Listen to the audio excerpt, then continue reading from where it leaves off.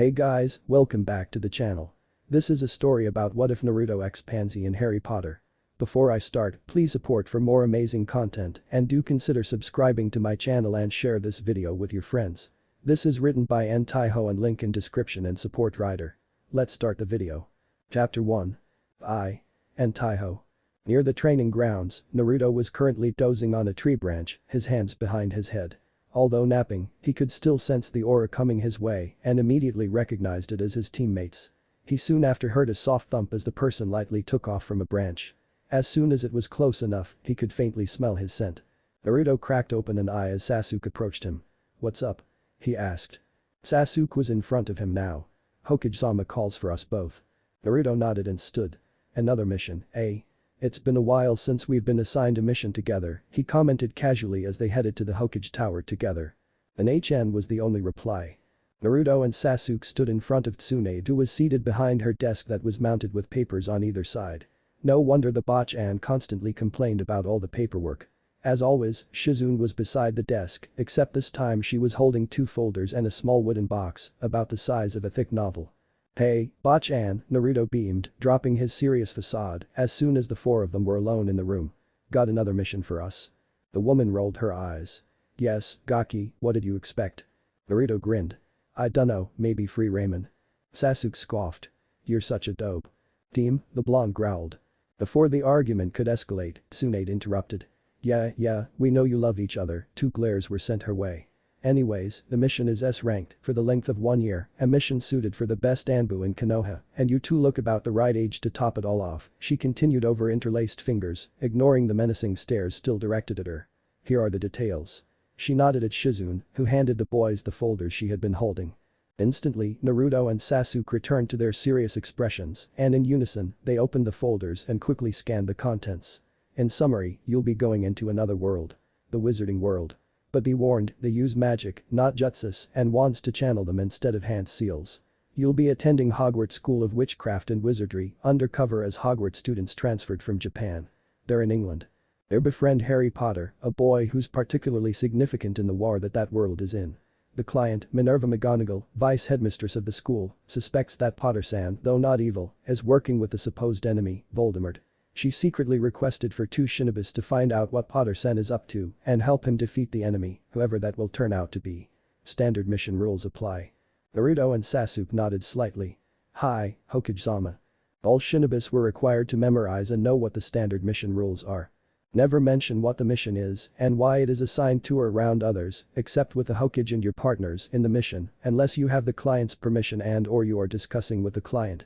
Never reveal the fact it is a mission to your charge or any others if you are to guard, protect, spy on, escort, and/or do what your missions is to your protege, let it be person, place, animal, creature, and/or thing, without the client's permission.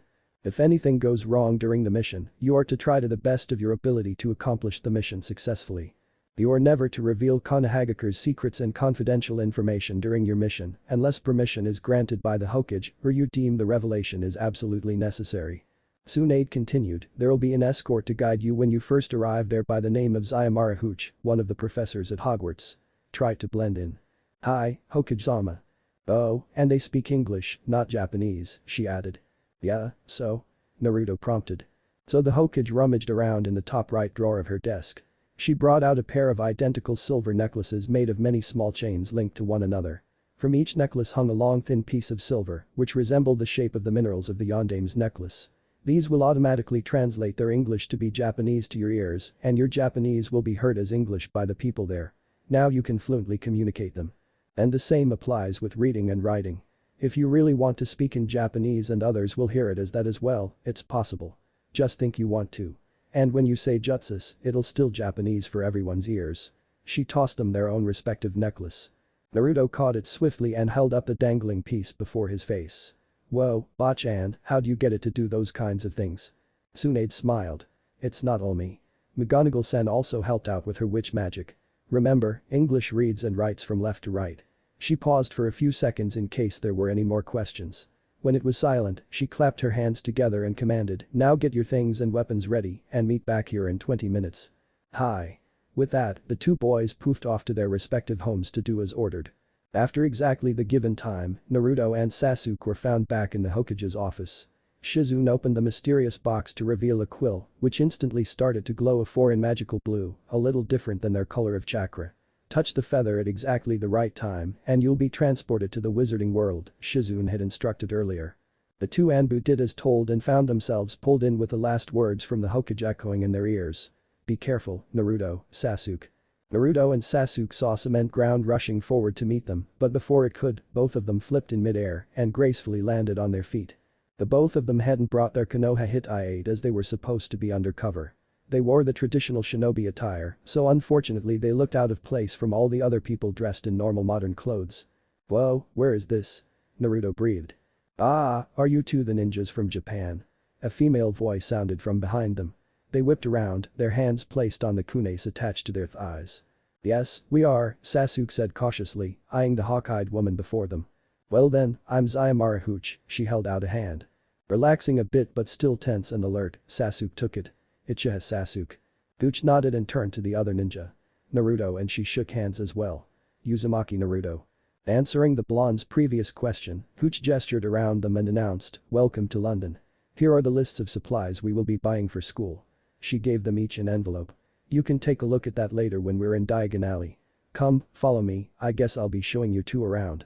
She strolled towards a pub the two shinobis had never really noticed before. An old sign hung outside. The Leaky Cauldron. Ah, good afternoon, Madam Hooch, the owner of the pub called out behind the counter when they entered. Good afternoon, Tom, she acknowledged. Hooch then led the shinobis to the back exit of the pub to see a brick wall before them. Bringing out a polished stick, the flying instructor tapped the certain bricks in the correct order. Immediately, to Naruto's and Sasuke's hidden surprise, the bricks began to move by themselves and shifted to two separate sides to create an entrance into a bustling street known as Diagon Alley. The trio entered the crowd and walked directly to the bank Gringotts to retrieve some money. Naruto and Sasuke too, though he'll never admit it, tried hard not to stare at the goblins, and in turn the goblins tried not to stare at the foreign young men.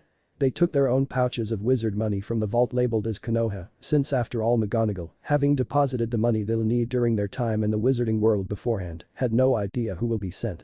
Shortly after, they entered a clothing department after first buying a trunk for each.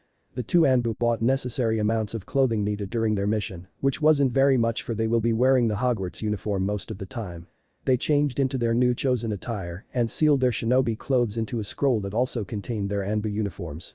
They carried around this everywhere. Naruto wore a black t-shirt and orange pants decorated with a fiery red around the bottom, while Sasuke donned on a navy blue t-shirt along with black jeans. The communication chain necklaces hung underneath their shirts and in Naruto's case with Tsunade's necklace as well. Kunai were attached to one thigh while two or three scrolls, one of them containing their shinobi and Anbu uniforms, were attached to the other thigh, but a simple jinjutsu was used to conceal them. Their Anbu tattoos were also hidden under a jinjutsu with clean white bandages around that area as an extra protection. Next stop was Flourish and Blots for book shopping. Naruto and Sasuke each bought their own books mentioned in their school supplies list and also a few books that caught their interest and will help them expand their knowledge of wizard magic. Subsequently, they headed to buy their pets.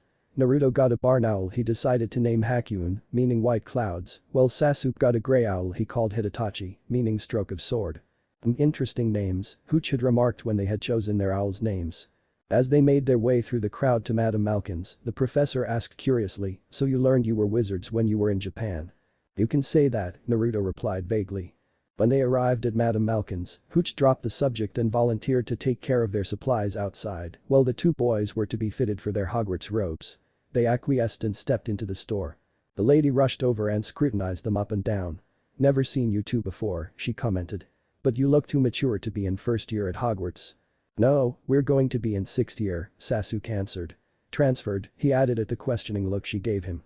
She nodded, satisfied. Seat yourself onto those stools please and just wait a moment. Naruto and Sasuke were tense as the lady and another took the appropriate measurements needed. They didn't like the strangers so close and felt too vulnerable for their own liking. At last, the measurements were finished. Each of them was given their own set of neatly folded robes. But the thanks, Naruto and Sasuke left the shop to join Madame Hooch outside. Now off to buy your potion stuff, the hawk-eyed woman announced and marched off with Naruto and Sasuke carrying their baggage following behind. Approximately 2 hours later, they only needed to buy one more thing. Ah, a wand, Hooch smiled. Getting a wand is always the most exciting part, she helpfully informed them. Together, Naruto and Sasuke entered Ollivander's store, leaving their possessions to Hooch again. An old man with thin wispy hair slowly walked towards them. He smiled gently. "Ah, more young people getting their wands. I'm Ollivander. Pleasure to meet you. Now who's first?" Naruto gave a mock bow to Sasuke and said politely with a tinge of sarcasm, "Ladies first, Sasuke." Sasuke glared the famous Uchiha glare at his partner and snorted softly. "Of course I'm first. You're the dope, dead last in everything including this." He smirked as Naruto came up with a lame counterattack, "Whatever, you're still the girl, team." Sasuke said a final dope before he turned his attention back onto the old man. "My name's Sasuke, Uchiha Sasuke," he greeted impassively. He started with his first name, so the wand maker will know which one was the first name and which one was the last name, since after all in English, first names were always placed in front. Ollivander nodded and scurried off amongst the dusty shelves muttering, I think I know just the one." He came back with a brown leather case and opened it. Giving the wand to Sasuke, he told him to just swish his wand hand. The young man did and nothing happened. Sasuke frowned as he set down the wand onto the desk, while Ollivander shook his head and scurried off again. Was it because he was used to using chakra and jutsus? But it turned out not so, because the next wand he swished made several sheets of papers fly up from the old man's desk to scatter around on the floor. "Ah, not this one either," the wand maker murmured as he bustled around until he found another case, this one an onyx color. However, this swish made fire erupt from the tip of the wand to swirl around its holder. Yes. That's the one for you, Mr. Uchiha." The old man grinned in glee as he always did when a wand chose its owner. He recited the details of the wand, which Sasuke and Naruto weren't paying much attention to, considering they were staring at the stick in Sasuke's hand. How can this thin stick do that? Were the thoughts running through both of their minds. For Naruto, once he introduced himself the same way as Sasuke, he tried a few wands as well before the chosen wand was revealed. Instead of fire, Naruto's wand created gusts of wind to whirl around him, ruffling his blonde hair. "Oh, fantastic." Again, the two shinobis didn't pay attention to what the old man said after that, for now it was Naruto's wand they were currently staring at, albeit they did recall when they were back in Konoha, something about both of the wands being around 9 inches long, made of a plant of some sort with a magical core or whatever. Anyways, they purchased the wands and stored them into their pockets. Once outside, they requested to buy a sort of handy container for their wand, as they felt it wasn't really safe to put the magical sticks into their pockets. Hooch suggested a wand holster, so off they went and bought themselves each a high-quality dragon hide wand holster, holding their own respective wand clasped around their main arm, in this case, the right arm for both Anbu. But while they were at these kinds of stores, Naruto and Sasuke thought it'd be sensible to buy another holster, this one for weapons for the other arm. As the wands and weapons were to be placed under the forearm in a sort of sheath, the outer covering of the holsters provided protection for their forearms, like their Anbu arm bracers. Finally, they were finished their shopping as soon as they exited that last store. By way of apparating, Hooch escorted them to the 3 broomsticks where they met the inn-owner, a middle-aged woman named Rismerta. They will be staying there for the 3 weeks left of summer holiday. The flying instructor informed them she'll be at Hogwarts and will come back for them during the early morning the day that school began to guide them to platform 9 3/4, for it was natural of students to travel to Hogwarts by way of its express. As soon as Naruto and Sasuke were left alone in their shared room, Naruto claimed the bed located at the right of the door, leaving no choice but for Sasuke to have the left bed. They positioned their own trunks at the foot of their beds. Naruto sighed and flopped onto the sheets. Phew, that was some shopping. There are the most bizarre things here, and the wand. The wand's definitely the most weird. He shook his head disbelievingly and glanced at Hakyun in her cage on top of his trunk. He got up and opened the cage door. The barn owl blinked once before flying out and landing on Naruto's shoulders. Naruto grinned and petted her lightly on the head. "Hey, Hakyun," he said softly. "Boy, you Suratenkachi." Sasuke's voice cut into the peaceful meeting. "Remember what Hokage-sama said about the wand?" His gray owl then hooted indignantly at being the only owl in the room to be neglected, even if he was the only other owl in the room. Sasuke looked over at Hitachi, his eyes expressionless, which stared back at him with his big golden eyes. This time it was Naruto who interrupted. "Yes, I do remember. Wands are like hand seals." When no reply came since Sasuke and Hitachi were still apparently staring at each other, Naruto, who was absently scratching the sides of his owl, said, "Oh, come on, Sasuke. Just bring Hitachi out already. You're being mean." Sasuke turned and raised an eyebrow at Naruto's words. "Mean? How am I being mean, dope?" Naruto shrugged, which caused Hakyun to flap her wings a few times to keep her balance. "You're not letting him out." "I was going to do that, dope. Show a little more patience. You're an Anbu." Naruto smiled. "I am. I just couldn't stand you bullying your owl like that." Sasuke raised an eyebrow but didn't say anything. Instead, he reached over from his seat on his bed and managed to open the cage. Hidetachi immediately hopped out and flew over to land on Sasuke's shoulder as well. In these positions, Naruto and Sasuke discussed with each other their opinions and observations of the wizarding world so far. It was strange but exciting. They hadn't spotted any Death Eaters during their time in Diagon Alley. Death Eaters' descriptions had been included in the folders. Profiles of each had been conveniently given. The rest of the afternoon till dinner was spent reading and studying the contents, including information and pictures, in their folders. At dinner, they let their owls hunt and then went downstairs to eat their meal in the inn. Naruto and Sasuke chose to sit in an isolated corner away from other customers. They didn't feel like conversing with other wizards and witches just yet. Tired from the porky transportation, the excitement of the day, and the shopping at Diagon Alley, the two shinobis went to bed early. The next morning, Naruto and Sasuke decided to spend the rest of the summer reading and learning wizard magic and what they'll be taught at Hogwarts. They studied the textbooks and also the books they'd bought for their own use, which explained about the magic core within every wizard and witch, how the magic works, how to channel your magic through your wand, etc. It was pretty easy to understand since they already knew the concepts of chakra, which was in a way similar. To practice the spells and charms they'd memorized from the spell books, they headed over to the Forbidden Forest near Hogsmeade. There they'll train in magic, mastering most of the spells, and sometimes dueling each other. History of magic was a subject neither boy was interested in, so they didn't even bother to carry on the matter after reading the first chapter. Potions was impossible to practice as they were inexperienced and had no idea which ingredients to use and what order to put in, let alone recognizing the ingredients themselves. But they did skim over the contents of the textbook and at least tried to understand. Transfiguration was an okay subject to learn, considering it was related to the Henge no Jutsu in its own way. However, herbology was another subject they didn't touch at all because of the fact they were completely engrossed in wand magic and spells, so very much so that they even went back to Flourish and Blots to purchase more books of their liking. With their superb memory and sometimes sniffing here and there, Naruto and Sasuke found their way back to the bookstore by themselves, where they bought more books about spells and a very interesting topic, dark magic. As their knowledge expanded, they discovered that they were able to perform magic because they were 17 years old, though 6 years were supposed to be 16. It didn't matter. Their appearance looked about the right age, like Tsunade had mentioned. No one would ever know. And the fact that they weren't registered in the records of the Ministry of Magic helped a lot. By the day before school started, Naruto and Sasuke were stocked up in the knowledge of magic in their charge, Harry Potter, also known as the boy who lived. They'd read up on what happened that fateful tragic night and the events leading right up into now. They had agreed to use magic during lessons and to use jutsu secretly. As promised, Zayamara Hooch returned to pick them up. They went through Diagon Alley and the Leaky Cauldron back to Muggle London, where Naruto and Sasuke had first arrived in this alien world. She led them to King's Cross Station, gave them their separate tickets, and bid farewell to them at the bridge that led to the platforms. "You can find your own way," she winked before walking away.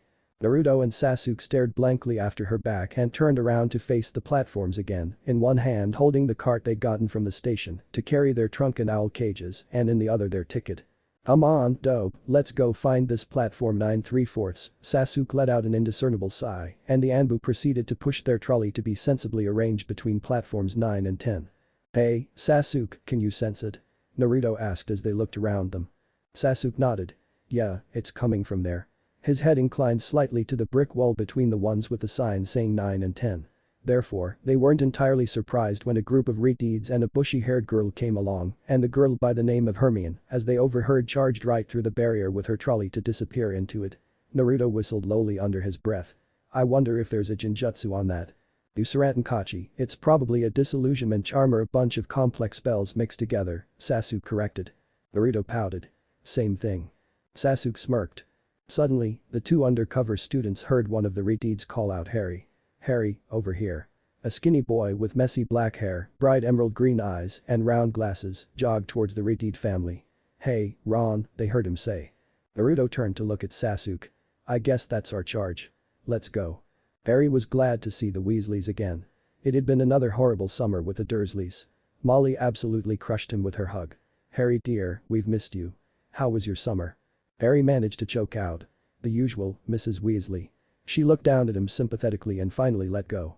Fred and George both clapped him on the back simultaneously. "Hello, Harry. It's been another swell summer. You know, with our business. We owe you a lot." Harry laughed.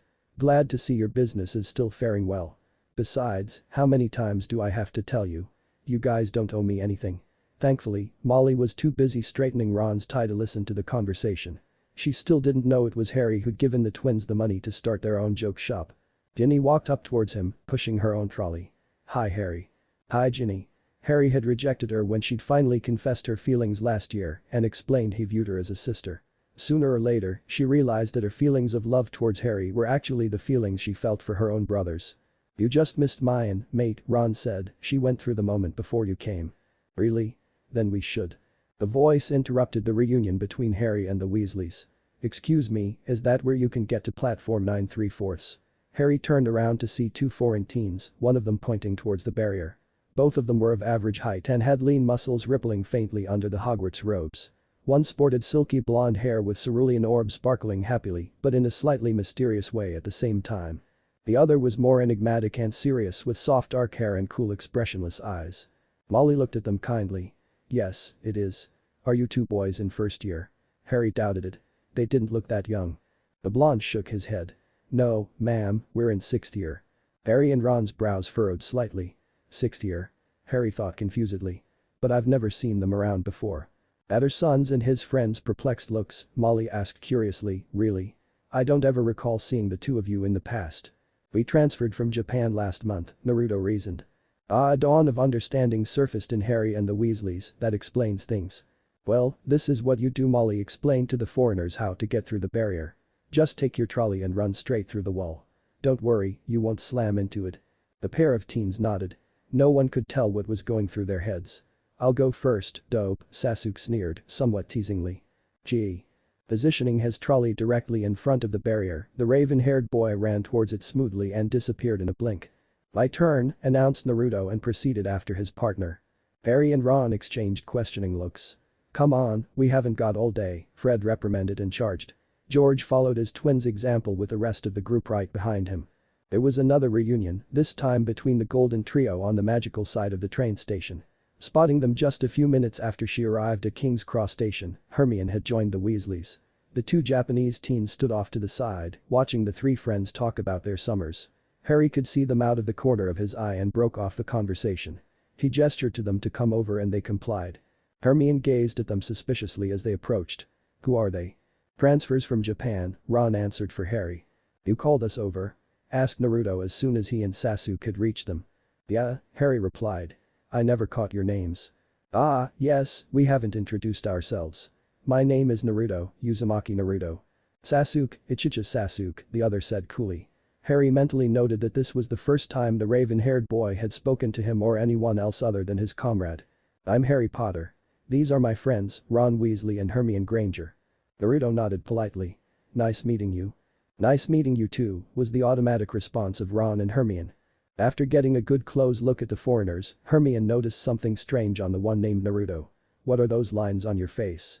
"Not to be rude or anything," she added quickly. "Oh these?" A hand reached up to touch one of the whiskers.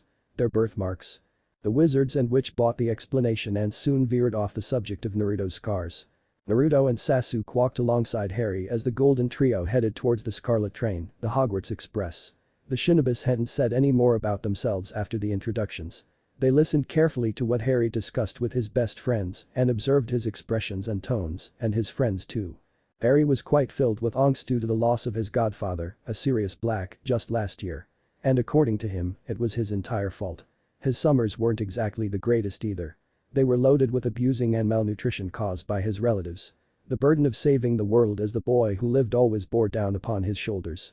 Somehow, Harry Potter managed not to slip into depression. Naruto believed it was because he had found his precious people, the same thing that had happened to Naruto as well. It was those people who made his life not seem worthless, who truly cared for him, like Iruka-sensei, Sasuke, Sakura, Kakashi-sensei, Tsunade-bachan, Iro-sennin, and the Rookie 9. With the support and love from his precious people, Naruto was able to survive the weight of being a Jinchuriki, of being scorned and hated. Harry, though he'd not suffered as much as the Uzumaki, was probably not some depressed brat, also because of his precious people.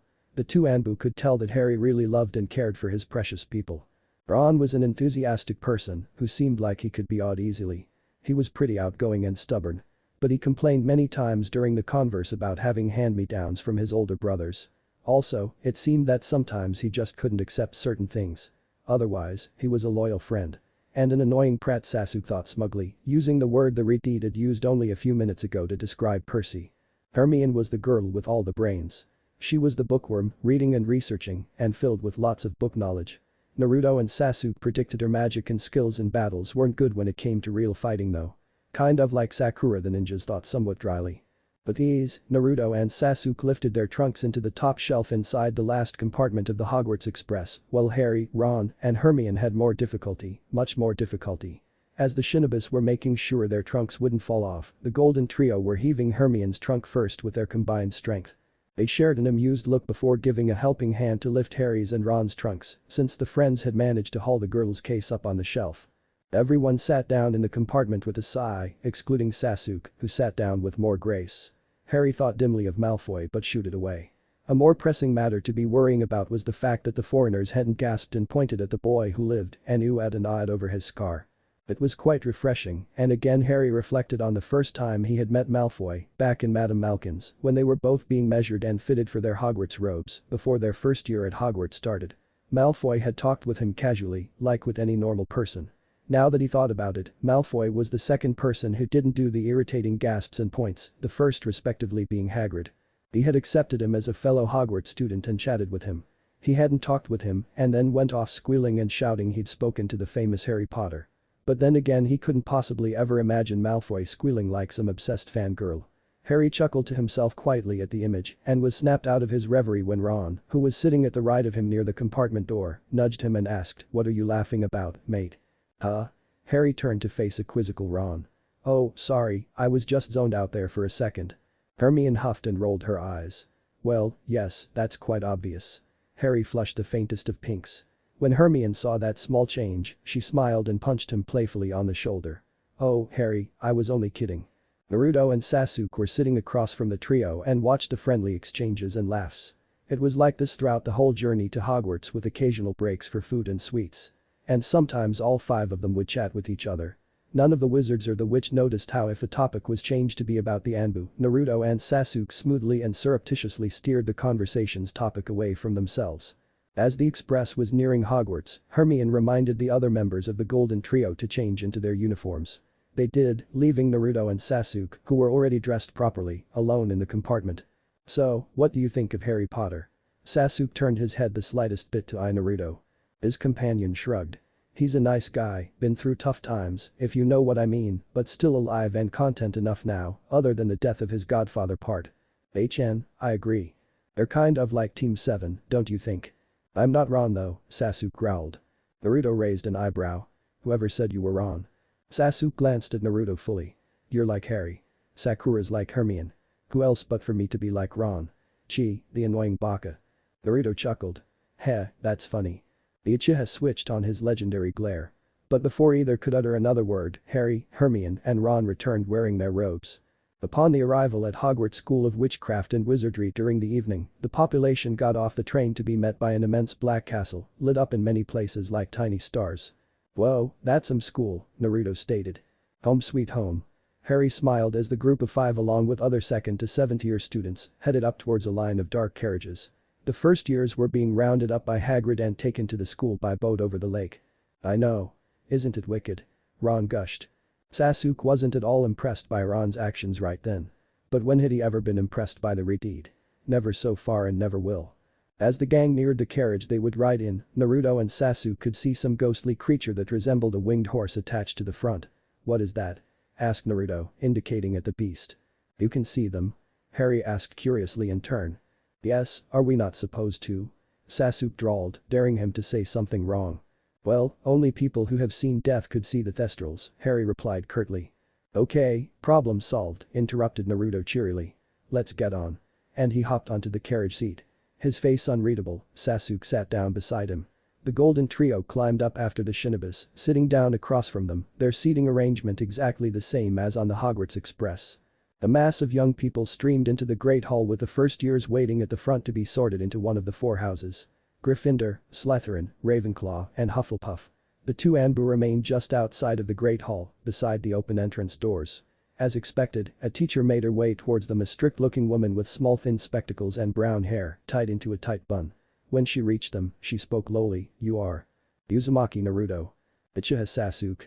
She nodded satisfactorily. Good. Welcome. Just sit with Harry and Gryffindor.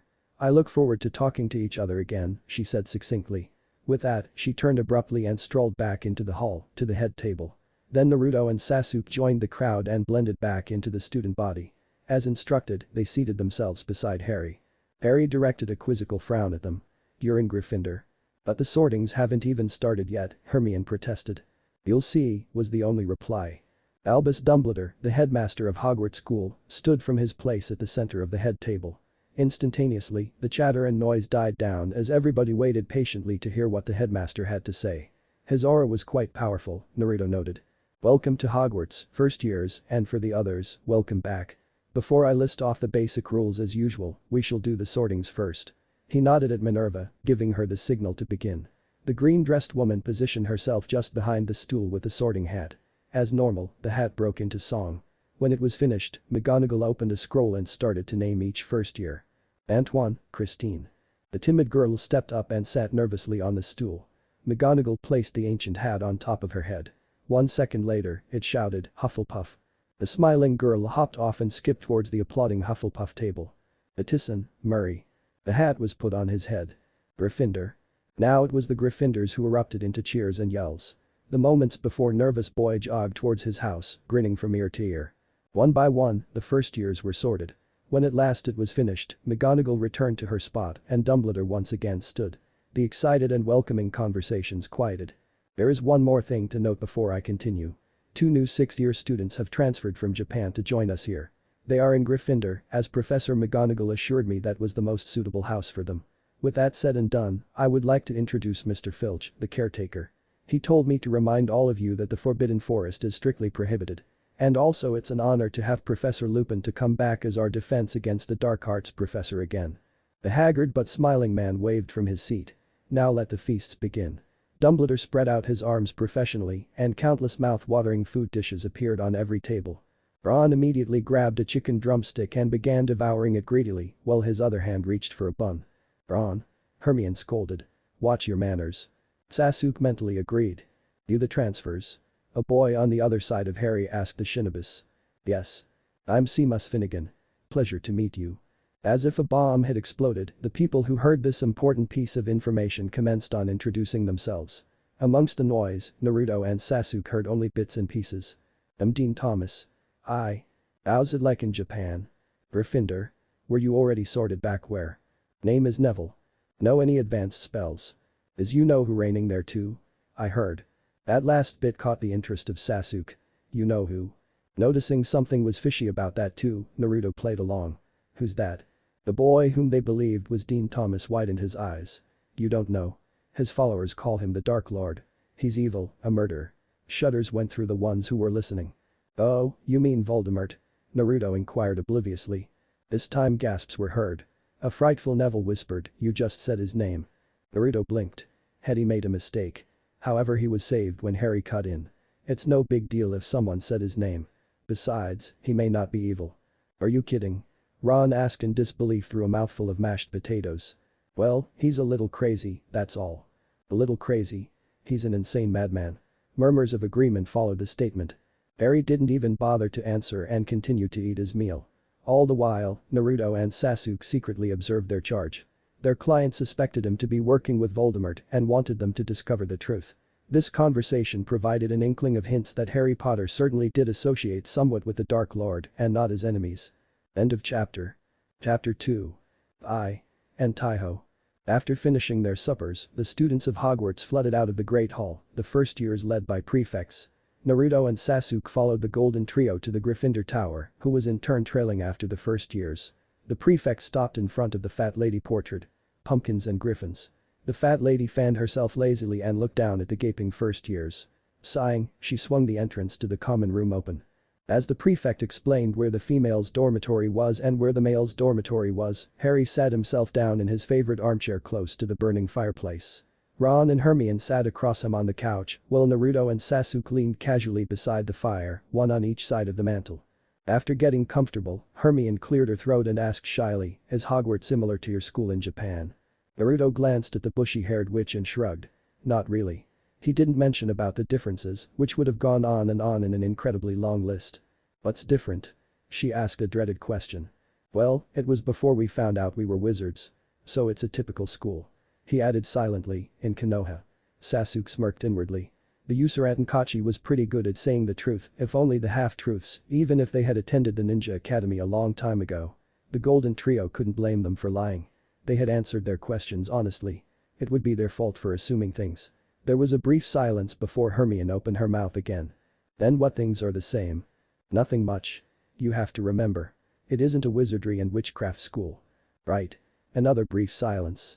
"Merlin, I'm tired." Harry yawned and got up, stretching his arms. "I'm going to bed, night." "There's nothing else to do," Naruto agreed and pushed away from the wall as did Sasuke. "I don't feel like sleeping yet. How about you, Mayan?" "Same as you. We'll be staying here for a bit then, Harry." "Okay, see you tomorrow." "Night, Hermione and Ron." "Good night." The last one was said curtly by an insincere Sasuke, of course. The Anbu followed Harry up the stairs to the boys' dormitory. Harry went over to his bed, telling his newly made friends to take their pick as long as it hadn't been claimed by another. Choosing carefully, the shinobi selected 2 separate 4-poster beds across from their charge, their trunks lodged at their classical places at the foots of the beds. Having changed into their pajamas, they lay under the canopy of their beds and examined the red and gold colors adorning the dormitories. "Oyasumi, Sasuke," Naruto murmured. "Hey-chan." Naruto smiled knowingly before settling into a more comfortable position, fingering the scroll and kunai holsters under his pillow and falling into a light dreamless sleep. Woken by their internal clock, Naruto and Sasuke got out of bed before any of the others did at around 6 o'clock. The first class would be starting in 2 to 3 hours. Dressed and aware, they wandered down the stairs, out the common room and into the hallways, exploring the school and hiding efficiently from Filch and his cat with their Anbu skills. Eventually, their feet led them out and onto the Quidditch pitch. Sasuke wisely concluded this must be the place where the people here play the game on the brooms and tries to score into the opponent's hoops there. "Yeah, probably." As they walked across to the other side of the pitch, Naruto suggested something worthy of important notice: "We should train sometimes our shinobi skills and techniques. It wouldn't do to get rusty, since we're always surrounded by wizarding magic and considering the fact we've been studying and practicing magic ever since we got here." His partner agreed, but they were left to ponder where. It didn't matter if the Forbidden Forest was off bounds or not. It wouldn't have been an appropriate place to train anyways. It was too easy to be caught there, and bearing in mind they were using jutsus and occasionally shouting them, it was surely to cause a loud, obvious disruption, which the headmaster, staff and students would without doubt be attracted to, not to mention most of the jutsus, if not all, created destruction around them or were directed.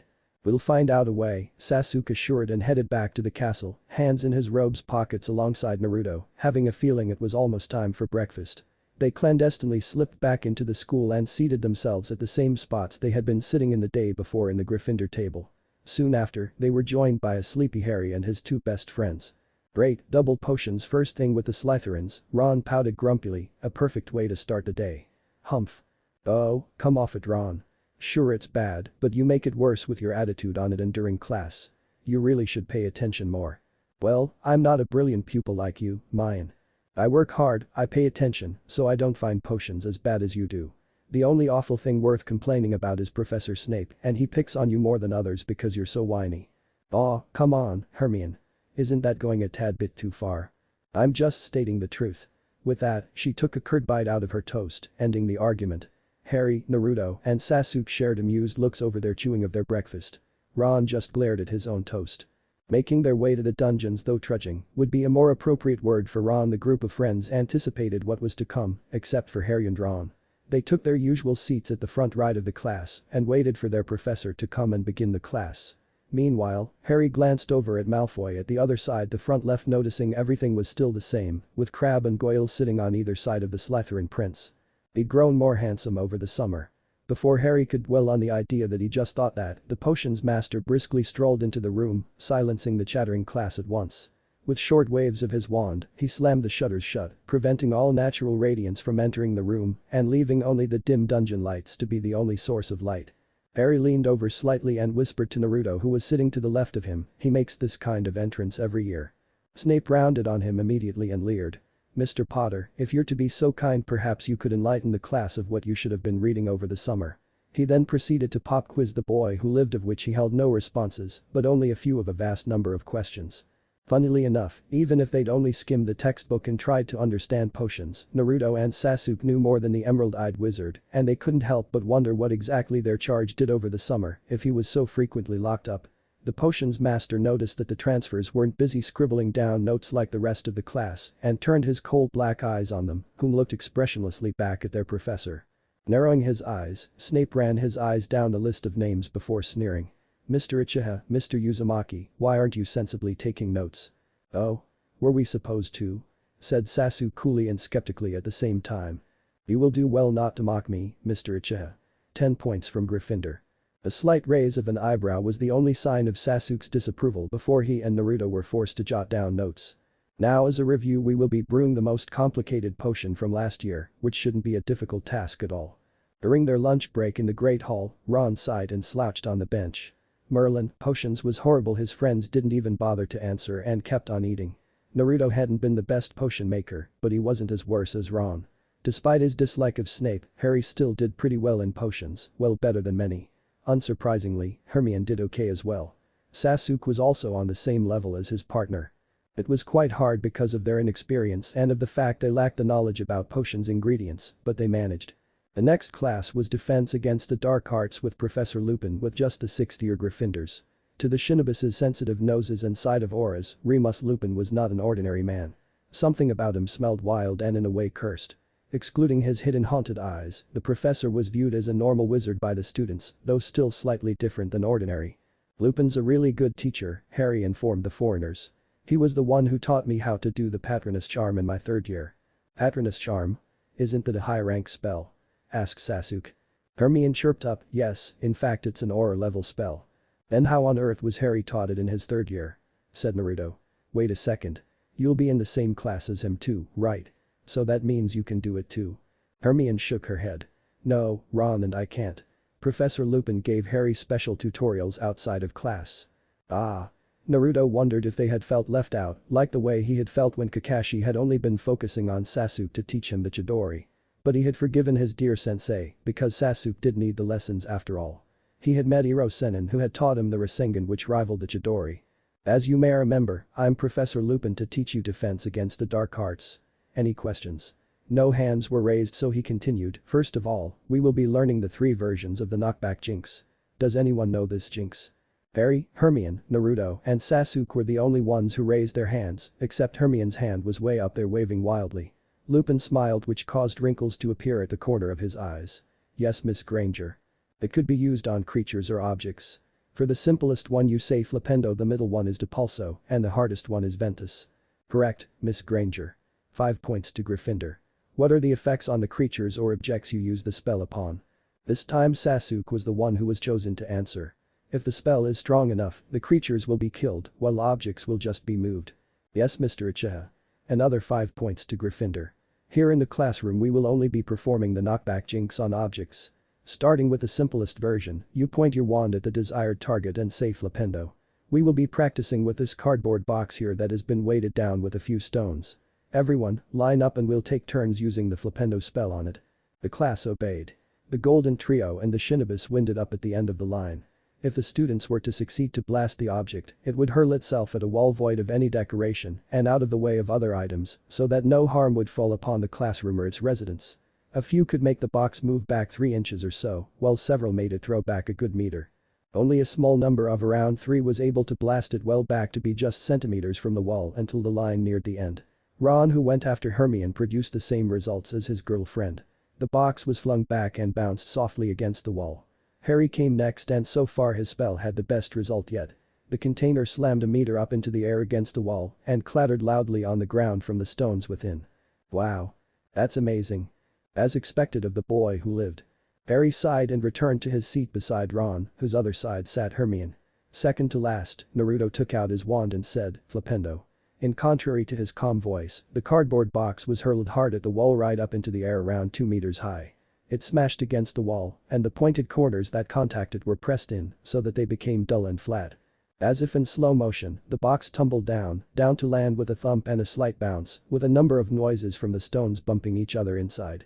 The whole class fell into a stunned silence as Naruto casually went back to sit on the other side of Harry, and Sasuke, who was last, raised his wand and uttered the knockback jinx. He produced the same outcome as his partner, and every eye was now focused not on Naruto, but on Sasuke instead, who seated himself without expression. "Oh well then, what can anyone tell me how to get the best result?" asked Lupin, breaking the awkward silence. "That was bloody awesome, you guys," exclaimed Ron as the group of friends headed outside to the greenhouses for herbology. "How in the bloody hell did you do that? Ron? Watch your language." Ron rolled his eyes. Yeah, whatever, mine." She huffed and turned exasperatedly towards Harry, who just shrugged helplessly in reply. "You can say we practiced over the summer," said Naruto. "Ah." He rounded on his best friend. "Harry, you were wicked too, mate." Ye thinks Ron. No problem. The three of you are just so powerful. Gosh, I want magic like that." The said three just smiled. Well, Sasuke raised an elegant eyebrow instead. Herbology passed uneventfully, as well as care of magical creatures. Transfiguration was the last subject of the day with Professor McGonagall, which was a review of the things the previously fifth years had learned, which included a spell that transfigured the target, either alive or non-alive, into a stream of colorful bubbles. For that particular spell, the classroom was swamped with bubbles, and the sixth years behaved very young indeed. At the end of the class, McGonagall called after two certain students. "Mr. Uchiha and Mr. Uzumaki, I need to talk to you for a moment." "You three go ahead," Naruto said to his wizarding friends who had been waiting. "We'll catch up." They nodded and departed. "How's your stay so far?" "Fine, ma'am," Sasuke replied for the both of them. "Have you found out any information yet?" "No, though we do suspect that Harry Potter is indeed involved in a way with Voldemort." "Okay then, tell me if there's anything new." "Yes, ma'am," said Naruto and Sasuke concurrently. And they exited the Transfiguration classroom on the second floor to meet with the Golden Trio up in the Gryffindor common room. Harry, Hermione, and Ron had spread out parchment sheets and one or two textbooks before them. Ron was complaining when they entered. So much homework on the bloody first day. The Shinobis took out their own schoolwork, and Harry asked curiously as they organized them, "So what did Professor McGonagall have to say?" Naruto shrugged nonchalantly. "She just wanted to see how we were doing because we're transfers and all." "Oh." The students continued with their homework, and eventually their stomach growled to signal the time for dinner. Obediently, the Gryffindors, including others in the same year and different years, went down to the Great Hall to satisfy their hungry needs.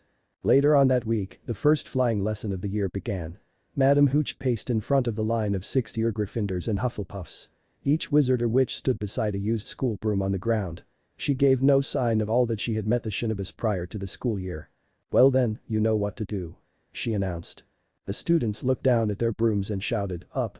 Naruto and Sasuke followed everyone else's example. Their brooms shot up into their hands. "For the Japanese transfers, who can give a good summary about flying?" Hooch asked, scanning the group of students. Harry was amongst the several who raised their hands, and as he was part of the Quidditch team and also an excellent seeker, the professor wisely chose him. Harry explained the basics. Of lifting off, of landing, of stopping, turning, ascending, descending. Naruto and Sasuke nodded, absorbing the information and the advice.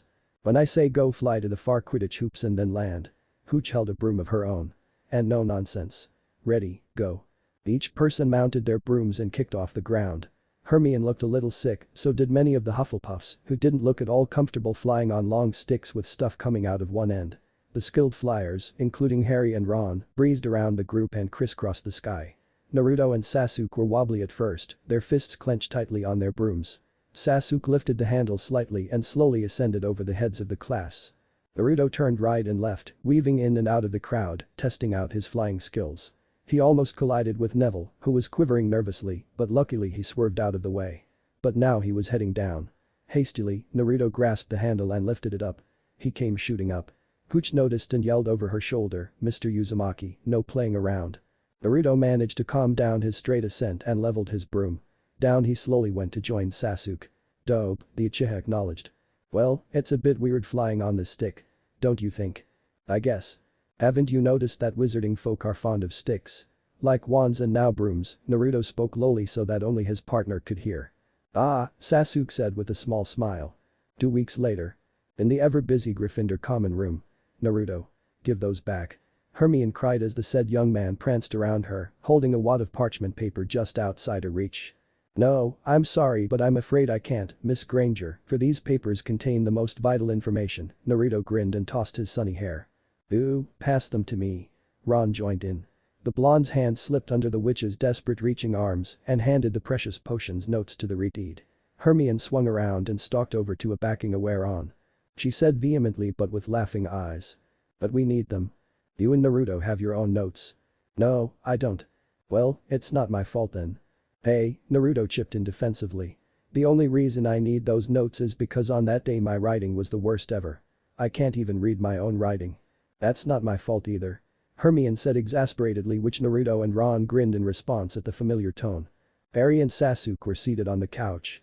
Harry was quickly completing the Transfigurations essay due the next day, while Sasuke was quietly reading a book on potions, determined to learn more about the subject to conquer Snape's sneering face. Hermione shook her head impatiently and marched over to the two males near the hearth in the common room.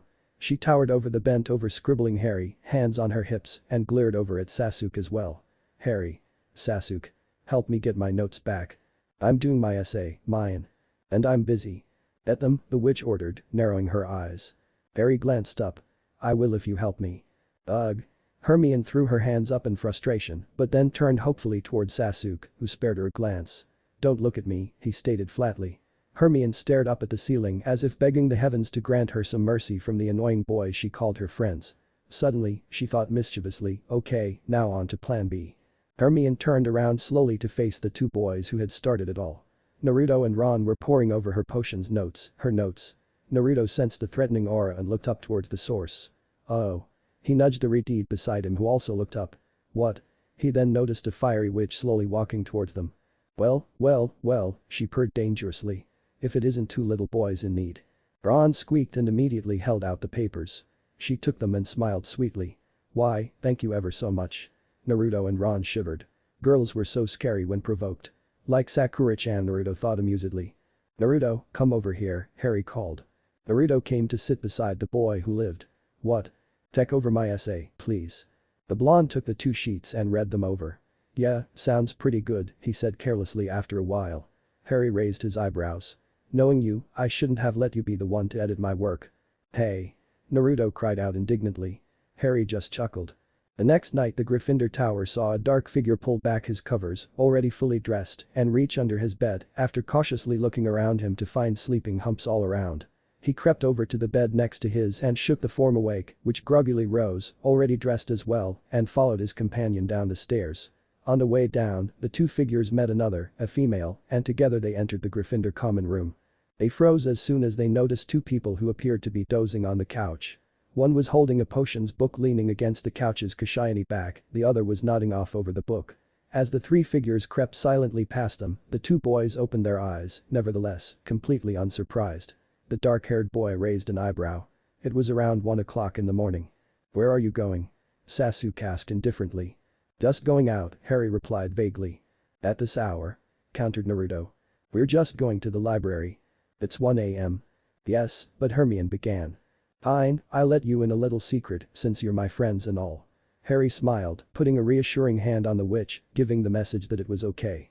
We're going to the library to borrow some books. What kind of books? Spells, advanced magic, dueling tips, defense, and the sort. Naruto smirked. Mind if we tag along? Seems like the stuff you're going to do will be useful. He left the unspoken question of who it was to be useful against. There's nobody else around, Sasuke confirmed. Let's just go, Harry gestured his hand in the fat lady portrait's direction. Naruto sighed. Guess he'll have to try another time. The Shinobis let it go this time, nodded, and stood up to join the golden trio. Wait, the invisibility cloak can't hide us all, Hermione reasoned. It's alright, reassured Naruto. We can hide ourselves. Harry ignored the mystery behind those words and nodded.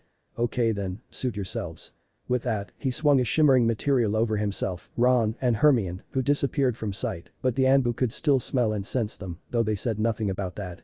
The group of five tiptoed out of the common room and headed in the direction of the Hogwarts library down on the main floor. Hold it, Sasuke hissed, grasping an invisible Harry's shoulder. All of the friends paused in their steps as they were about to round a corner. They were on the 4th floor. Mr. Filch and his cat are there, Naruto explained simply at the inquiring atmosphere. And Harry wondered how on earth the transfers knew these things, including the fact that Sasuke knew exactly where his shoulder was, let alone him himself. This is Norris, you smell stinky little kids roaming about. Cooed a cracked voice to his hissing cat from the corridor they were about to enter. "Let's go the other way," Ron whispered frantically and hurriedly turned around, but as he was tightly between Harry and the wall under the invisibility cloak, which had grown to barely cover them due to their growth over the years, he stumbled and put his hands out to stop his fall. The cloak ripped off of them. "Who's there?" Filch said sharply, holding out his dusty lamp higher, slowly walking towards where they were. "Run," Harry said quietly, but with an urgent tone. He grabbed the cloak off the ground while Hermione helped Ron up. The three of them began to run, the two Shinobis nimbly following. They turned a corner. "7th floor," instructed Harry, and they sprinted down the stairs. "Here." They skidded to a stop in front of a blank wall, and Harry paced hastily in front of it.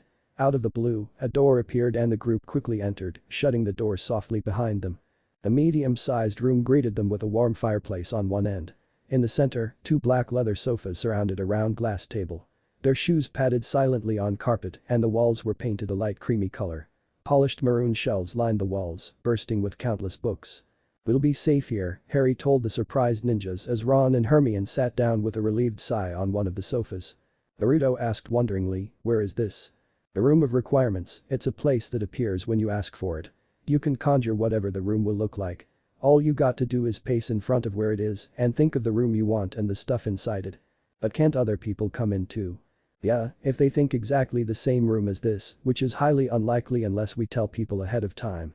"Ah. And we can also tell the room not to let anyone in." "That's even better." "Sure is. The only thing it can't conjure up is food." "Yeah, it's too bad," added Ron. "So it can take on anything's shape." Naruto looked around the room. "Yep. Even a forest." "Yep, watch." Harry closed his eyes and thought hard for a moment. When he opened them, the room transformed itself into a clearing surrounded by tall evergreen trees. Ron and Hermione were now sitting on tree stumps. "Cool," said Naruto as some kind of response. "It's pretty much safe now, so we better hurry back," Sasuke reminded everyone. Hermione stood. "Right, it'd be suspicious if they find empty beds." Harry slipped on the invisibility cloak with Hermione and Ron, and then the group of 5 cautiously exited the room of requirements. The door immediately disappeared as soon as they closed it behind them. Soft snores and deep breathing was everywhere now in the Gryffindor Tower except for 2. "Sasuke, I think we found the perfect place to train." "HN. That's why you asked." "Ah. We'll start tomorrow, Usurat and Kachi." "Yeah, but we better watch out for Harry, Hermione, and Ron now. They never got the chance to go to the library and learn and practice the spells they wanted. There's no doubt they'll try again. And for Dumbledore too. He knows something's different about us." "Yeah, from that time." Flashback. "Boys, if you don't mind, I would like to chat with you two for a bit," said Dumbledore, his blue eyes twinkling away over his half-moon spectacles. "Come, let's go to my office. It'd be more private there." It was after classes in the evening, so Naruto and Sasuke followed the headmaster up the stairs to a doorway guarded by a pair of stone gargoyles. "Yellow lemon drops," Dumbledore said, smiling. The gargoyles grunted and the door opened to reveal a spiraling staircase. As soon as all of them stepped foot onto the staircase, it magically revolved around itself to bring them to yet another doorway. Dumbledore pushed it open and walked around to sit behind his big headmaster desk. Naruto and Sasuke entered, alert, and looked around in a casually curious manner. The walls were filled with moving paintings, which they had gotten used to, of past headmasters and headmistresses. The office contained many objects of different varieties. One object was a stone basin holding a swirling misty liquid. Beside the huge desk cradled a baby phoenix, its naked body hobbling from bits of black ash. Dumbledore interlaced his fingers and propped his chin on top of them. "Well, boys, I understand your transfers from Japan. It seems like you discovered you were wizards there. How exactly did you learn this bit of great news?" "I don't see that it's any of your business," Sasuke replied coolly. "Ah, but I'm most curious. It's fascinating sometimes the ways people find out about their magic powers." "We did a little abracadabra and voila, we're wizards," said Naruto dryly. They didn't know why, but somehow they felt that Dumbledore was a suspicious man. It was a gut feeling, and those kinds of feelings were ones that could be trusted. "Now, boys, it wouldn't do for me to force it out of you." Sasuke snorted softly. "Is that a threat, Professor?" Dumbledore sat back in his chair and chuckled. "It'll depend on what you interpret of it, Mr. Ichiha."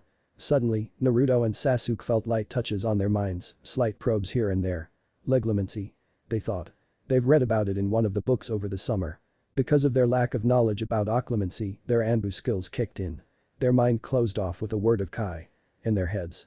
High-ranked Shinobis needed to know how to not allow strangers, enemies, or anyone to enter their minds and read what they were thinking. There were no visible signs of Dumbledore's reaction, nor any that he was shocked that he couldn't get into the transfers' minds.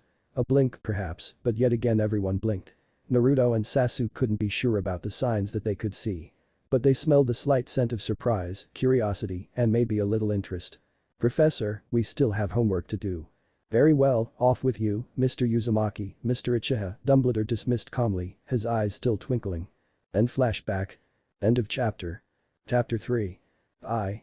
And Taiho. Another week passed. During the late evenings, Naruto and Sasuke took to going to the room of requirements to train, spar against each other, using the excuse of finding a quiet place to discuss Japanese matters of their own. The other parts of the day were spent with Harry, following him, observing him, and still getting closer to him. Naruto felt that it was a bit wrong befriending such a nice guy for the purpose of finding out his secrets and had the uncomfortable feeling that they were betraying the boy who lived. But he couldn't mention the mission to him, couldn't tell him, according to the standard mission rules, so he pushed that thought to the back of his mind. This thought had also occurred to Sasuke, but there was nothing he could do about it either, therefore forcing himself to forget about the whole thing. Sometimes during the nights, the Anbu would accompany the Golden Trio to take some books from the Hogwarts library and then to the room of requirements to practice and study advanced magic and more about defense than the school courses could offer. Now that each member of the group had experience from their first unsuccessful attempt at doing so, they could now carry out the sneaking around effectively, Harry more so than his two best friends, since he had been doing it many times ever since his first year, and of course the ninjas having the most experience and skill of them all, though they didn't reveal their true expertise to the others. Naruto and Sasuke also avoided being alone with Dumbledore, slipping away or making an excuse when the headmaster requested another meeting. They didn't want to be pressed on giving information about Konoha and their reasons for being here at Hogwarts. It was unnecessary pressure that could be evaded. This evening Naruto and Sasuke decided to do a fight between swords, or more specifically katanas, as today's training. They imagined a setting of dirt ground and walls covered with soft moss. As always, they asked the room of requirements to not allow anyone or anything enter the room while they were currently in it. "No jutsus allowed, Sasuke, including your Sharingan," Naruto reminded the other shinobi. "Yes, whatever, dope." They unsheathed one of the pair of katanas on their back. They had only taken the blades out of the scroll and were wearing clothes they'd bought in Diagon Alley the first time they arrived in the wizarding world. Naruto wore a tan shirt that resembled a tunic and dark shorts. Sasuke had on a navy blue t-shirt and white shorts, the colors similar to his usual casual outfit back in Konoha. Their Hogwarts uniforms were cast aside in a corner in a pile. Cleverly, they had thought that it'd be best to change into their own clothes because there was a possibility that their clothing would get ripped or damaged in some way from their spar, and it would definitely not be good if they ruined their Hogwarts uniforms by some mysterious accident. And it was better to leave their Anbu uniforms, as well as when needed, it should be in its top condition, clean and intact. In addition, the shinobis removed the jinjutsu on their kunai and scrolls attached to their thighs and had strapped their respective ninja pouch around their waists. Naruto and Sasuke circled each other wearily, waiting, the tension, the excitement building. Suddenly, Sasuke leaped forward, his katana swinging down for a blow on his opponent's left shoulder. Naruto brought up his own katana to block the other. There was a battle of strength of who was to have the upper hand. Naruto decided to crouch down, his katana still above his head in a firm grip holding off Sasuke's weapon, and swept out his leg to trip the other young man, all in a few milliseconds. Sasuke neatly jumped back and then charged without a moment's hesitation. "You know, you always leave, and your only explanation is that you're going off somewhere that only you two can discuss, about Japan or your home or something like that. Where do you go exactly? I've been holding in that question for the longest time." Sasuke raised an eyebrow at Hermione. "It's in the school, that's all you need to know." The witch mimicked the gesture and crossed her arms.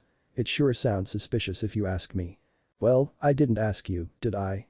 Now, Harry looked between the two from his game of wizard chess with Ron. "Everyone has their secrets." He chuckled.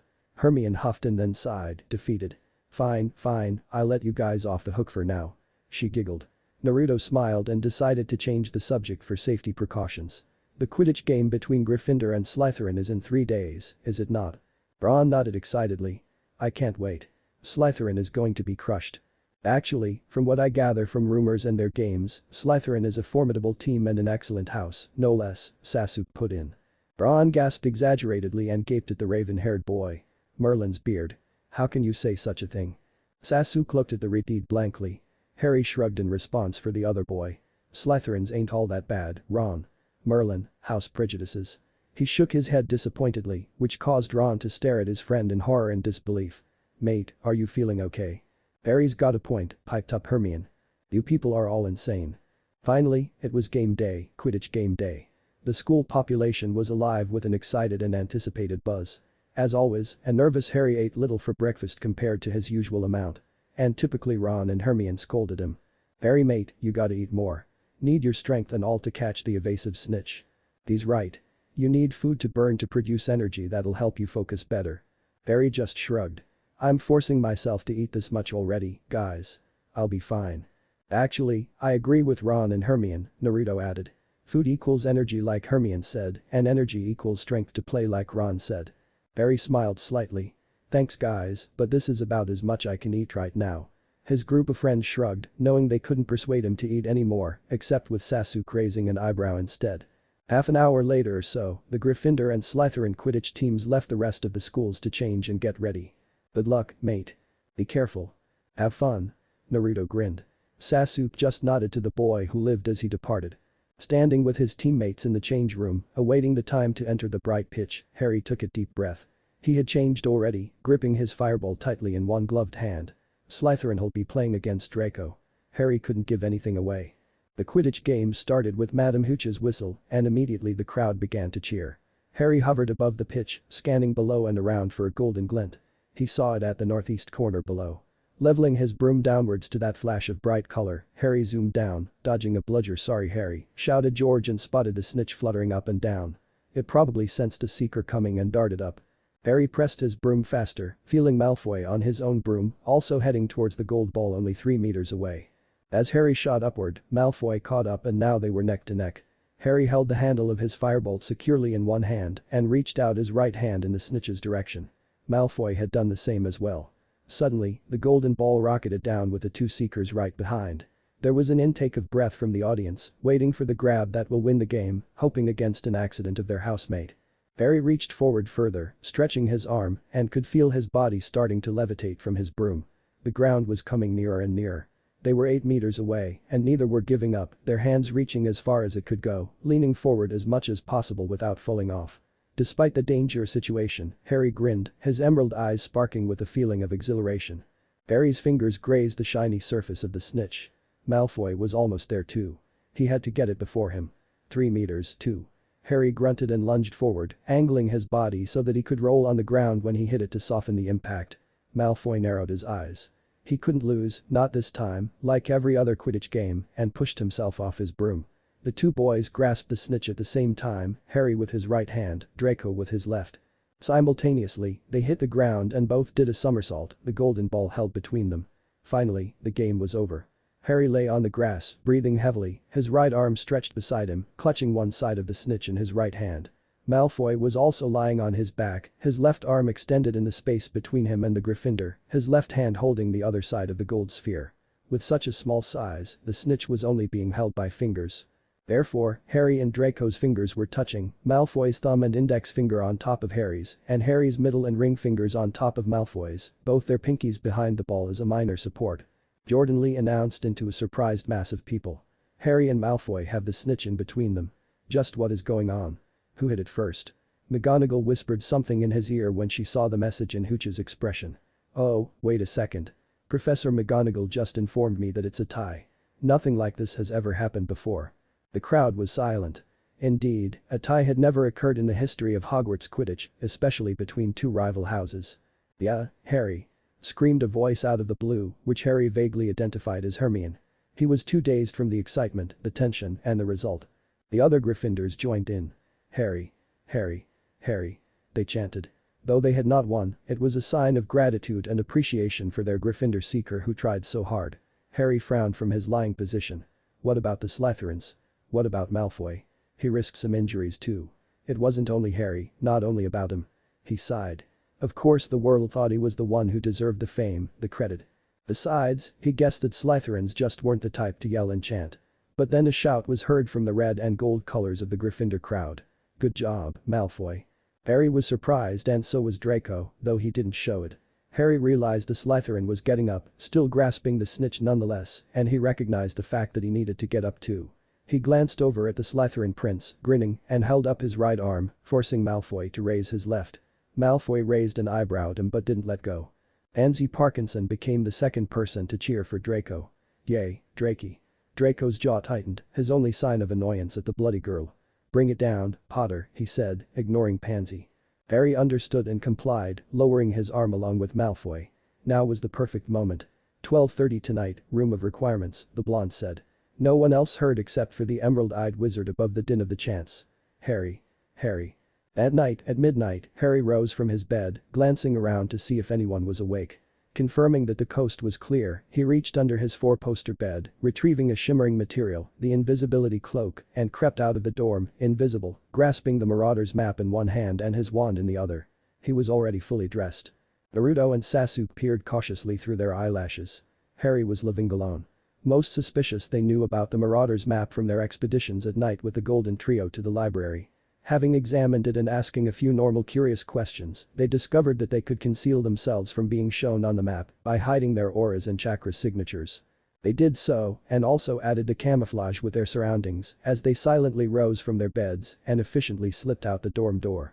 Naruto indicated at the walls on either side of the staircase leading down to the common room.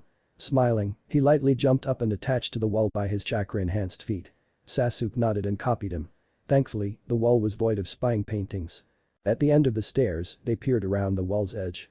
Harry was exiting through the portrait from what they could tell from his aura and the trail of his scent. Though no one could see them, it was best to be cautious and safe nonetheless, like the English language says, better to be safe than sorry. The door closed softly behind Harry, and the Shinobis proceeded to land soundlessly on the carpet and leave the common room. Down a flight of stairs and then another Harry led them. "He's going to the room," Sasuke whispered to Naruto, recognizing the route they were taking. "I'll create a bunch and let her go in so if she's caught we won't be suspected, though that'll never happen," Naruto replied confidently. Sasuke nodded, keeping his mouth shut from asking the question. "She?" Naruto and Sasuke remained hidden behind a corner Harry had turned just a few seconds ago. "Kage Bunshin no Jutsu," murmured Naruto. A clone of himself appeared beside him. The real person gave instructions to the Bunshin, which nodded and hinged, resulting in a petite form. "A made-up girl," Naruto said, grinning. She was quite a ways shorter than the two boys with short croppy hair, the color of copper, small hazel eyes, and dark tanned skin. She wore a tight gray tank top and capris of the same smoky color and soft silvery slippers that resembled the flexibility of ballet shoes. Now a group of three, they hurried after a still oblivious Harry. No one was awake and there were no signs of Mr. Filcher his yowling cat. When Naruto and Sasuke recognized the corner that they would soon be turning that led to the hallway where the room of requirements was, the Shinobi split up. Naruto and Sasuke slipped into the shadows behind two suits of armor near the room's entrance, while the Bunshin hopped lightly onto the wall and got right above the door as it morphed into view. Harry stopped his pacing and opened the door and entered, with the girl barely sliding in from the top. Inside was a large room with a marble floor and white pristine walls. A warm hearth burned in the center of one wall. Two cushy dark emerald armchairs faced the fire, sitting on top of a thick intricately woven rug. Instantaneously, the girl settled herself in the farthest corner of the ceiling from the armchairs, a perfect secluded spot. In one of the armchairs, she identified the blonde head as Draco Malfoy. Approaching the chairs, Harry flung off the invisibility cloak. "Have a seat, Potter," drawled Malfoy. Harry took the other vacant armchair. "Where's Snape?" "Away." Harry raised an eyebrow. "Where exactly?" Riddle sent him after a running nod. "Filling muggles again, is he?" "Yes, quite so, around 3 families, I presume." Harry cursed. "That bastard. Now have you found anything new about the old coot?" Draco asked in a bored manner. "Nothing much, except he finds great interest in Naruto and Sasuke." The girl perked up her ears. "The transfers from Japan." "Yep. We have to watch them too. You do know that, right, Potter?" "They're my friends, Malfoy," Harry said bluntly. "It might seem so." "They are. Believe what you wish." Draco waved a hand dismissively. "But you've informed me that they've been going off to meet on their own every evening." "How am I supposed to know where?" answered Harry rhetorically at the unspoken question. "Exactly my point." "No, I trust them," Harry stated firmly. "You trust too easily." "No, I don't." "You very much do. Remember how you trusted that old man for 5 years?" Malfoy slightly shook his head disbelievingly and muttered, "Salazar." Harry rolled his eyes. "Well, that's because he wanted me to, and you know how very successful his bloody manipulation skills are. But now I'm clear and know exactly what I'm doing. I've been training." "Really?" The blonde feigned surprise. "You just started this year." "Shut up, Malfoy." Draco smirked in reply. Harry narrowed his eyes, his lips a barely imperceptible pout. "Nothing new?" "Then I'm going back to bed," Harry said, reaching for his cloak. "Running away now, Potter? Can't think of any new excuses?" "I'm not," Harry snapped, ignoring the last question. I'm just going back to bed. He lifted his head defiantly and Draco laughed at the sight of the indignant boy. What? Asked Harry crossly. Then something dawned on him. Wait, you just laughed. He blinked. Whoa. Malfoy smirked. If I laugh or not is not something to be so shocked about, Potter. Is it such a surprise that even I can express some enjoyment sometimes? Harry's jaw was hanging slightly open. Shaking his head as if to clear it, he scoffed. Good night, Draco. The said boy stood up, raising an aristocratic eyebrow. Harry, I don't recall you ever calling me by my first name. Harry blushed a light tinge of red, realizing his mistake and how Draco also said his name as well. Goodbye. He started to swing the cloak around him, then paused midway. Now we're even, meaning that each has called the other by their first name once. Having the cloak fully covering him, Harry left the room with one last glance at a still smirking Draco. Can't believe I just slept, Harry muttered as soon as he closed the door. Draco stretched his arms. Good night, Harry, he whispered softly to a supposedly empty room. Naruto and Sasuke sensed Harry leaving the room of requirements and heard him mumble, can't believe I just slept. They looked questioningly at each other, at the same time communicating between them to stay a bit longer. The next person to exit was Draco Malfoy. Sasuke frowned slightly. Malfoy. Why him? The door closed behind the Slytherin and Naruto blinked, dismissing the bunchen which disappeared with a small puff of smoke inside at his command. Let's go. The Anbu made their way back to Gryffindor Tower, waiting several seconds after Harry went in. They uttered the password, slipped in, and up the stairs. Harry took off the invisibility cloak beside his bed, changed into his pajamas, and quietly tucked himself under his sheets. Unbeknownst to him, the transfers climbed back into their own respective beds only seconds after him, after removing the bundles of clothing under their blankets as a disguise of themselves sleeping. As Sasuke drifted off to sleep, he wondered what on earth had gone on in there. Naruto would tell him tomorrow during their training time in the room of requirements. What is Harry up to? The next morning brought on a beautiful sky painted crimson red and soft orange from the rising sun, promising wonderful weather later that day. In Hogwarts' Great Hall, Ron was munching hungrily as usual on his waffle. Blimey, Naruto, why the hell did you cheer for Malfoy yesterday? Oh right, I meant to ask you that after the Quidditch game too, Hermione added, wiping her mouth with a napkin. It was you? A surprised Harry looked over at Naruto, who smiled in return. Well, no one else was. I felt sort of bad for him, if you know what I mean. It was the truth. Naruto knew what it felt like to be left out and didn't like the feeling one bit, having experienced it countless times. That's very gentlemanly of you, complimented Hermione. Of course, Naruto sleeked back his blonde spikes with a hand. Oh, really, you just ruined my compliment, the bushy-haired witch huffed. Like I'll ever do it again. Naruto grinned. That evening, in a forested room, two shinobis were discussing a serious matter, both sitting on two different gigantic tree branches, comfortable with the familiar sitting positions up in a tall tree. So Malfoy said we have to be watched, Sasuke repeated skeptically, his hands behind his head. Ah, but Harry said we were his friends. He trusts us. Naruto fidgeted uncomfortably. They were his friends, but the mission. You know who the old coot is? I've got an idea, Naruto replied. It's quite obvious though, don't you think? He listed off the clues. Old man. Interested in us. Harry trusted him for 5 years but not anymore. Very good manipulation skills. He counted off his fingers as he said each one. Sasuke added, Snape is involved too somehow. And not, a Death Eater from what I can remember from the folder Hokage-sama gave us, killed some muggles. Non-magic people. I know. It doesn't make sense though. Harry insulted a Death Eater. But Death Eaters work for Voldemort and McGonagall suspects him allying himself with Voldemort. Let's keep this information we found out last night a secret until we find out more about it. Oi, you also mentioned a riddle to us, that. Naruto shrugged. Beats me. You're starting to talk like a British, Sasuke noted with a slight raise of an eyebrow. Naruto beamed. Not my fault. Suddenly his face lit up with a mischievous glint in his sapphire orbs. And now we know that Harry and Malfoy are in love, he said childishly, dragging out the last word. Sasuke's eyebrow rose even higher. Who would have known, he said not as a question. Ah, rivals becoming lovers, Naruto trailed off as he realized what he was actually saying. Do you think it happens a lot? Asked Sasuke, a quirk of his lips threatening to occur. Naruto widened his eyes before averting his gaze, down at the strong roots below. Maybe, he mumbled, a light tinge of pink powdering his cheeks. Do you know who my first kiss was with, Usurat and Kachi? Sasuke almost purred but not quite. The other boy shook his head rapidly, still avoiding eye contact. Sasuke smirked. With my rival. Naruto suppressed a shudder of happiness. He'd always thought that their kiss during their genin years was not the first for the popular Uchiha. It was the first for him though. He always assumed that with so many fangirls, Sasuke would have been kissed at least once, even if by accident. But that kiss was the first and only kiss the both of them had ever received. The voice interrupted the blonde's memories. "So who's your first kiss, Naruto?" The said boy's blush deepened, with only his subconscious registering the fact that the Uchiha had just called him by his name. Not knowing what to do, Naruto did the only thing he knew how to do best. He yelled. "It doesn't matter who kissed whom. It doesn't matter. Things like that aren't important. Besides, you don't need to know my business. It doesn't matter. What matters is who likes whom now." He clamped his mouth shut. What did he just say? Sasuke half smirked, half smiled. "So who do you like now then, Naruto?" Later on, Naruto will eventually remember the 2 times Sasuke called him by his name, and he'll remember to kick the Uchiha's ass later too. Wait, his ass. Naruto's ears reddened. Gah.